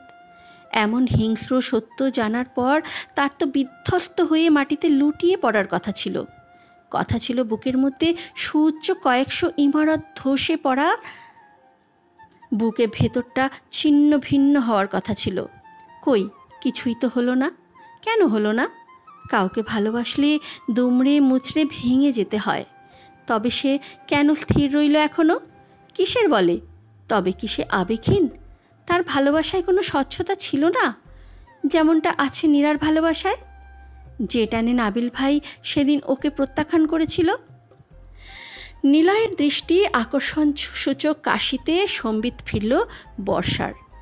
এক ধ্যানে কিছুক্ষণ চেয়ে থেকে অপ্রস্তুত হয়ে মেয়েটা বলে, আপনি আসলেই মাঝে মধ্যে ভীষণ অদ্ভুত, চমকে দেন আমাকে। পরিচয়ের শুরু থেকেই এই অবস্থা? এই বাসে হুট করে চলে আসেন তো এই ভার্সিটির সামনে, আজ যে আসবেন আগে কেন জানালেন না? নিলয় হাসলো মাথা নুইয়ে। মেয়েটা আসলেই অবাক হয়েছে বেশ। জানালাম তো। এরকম জানানো তো রোজই জানান। আপনি খুব খারাপ একটা লোক। সত্যি সত্যি আসবেন জানলে বড় মা একটু প্রিপারেশন নিতে পারতো। বড় মা প্রিপারেশন নিতে পারতো নাকি তুমি? বিপদে ফেললাম না তো? ধুর, সবসময় ফাজলামো নয়। আপনি কাজটা আসলেও খারাপ করেছেন।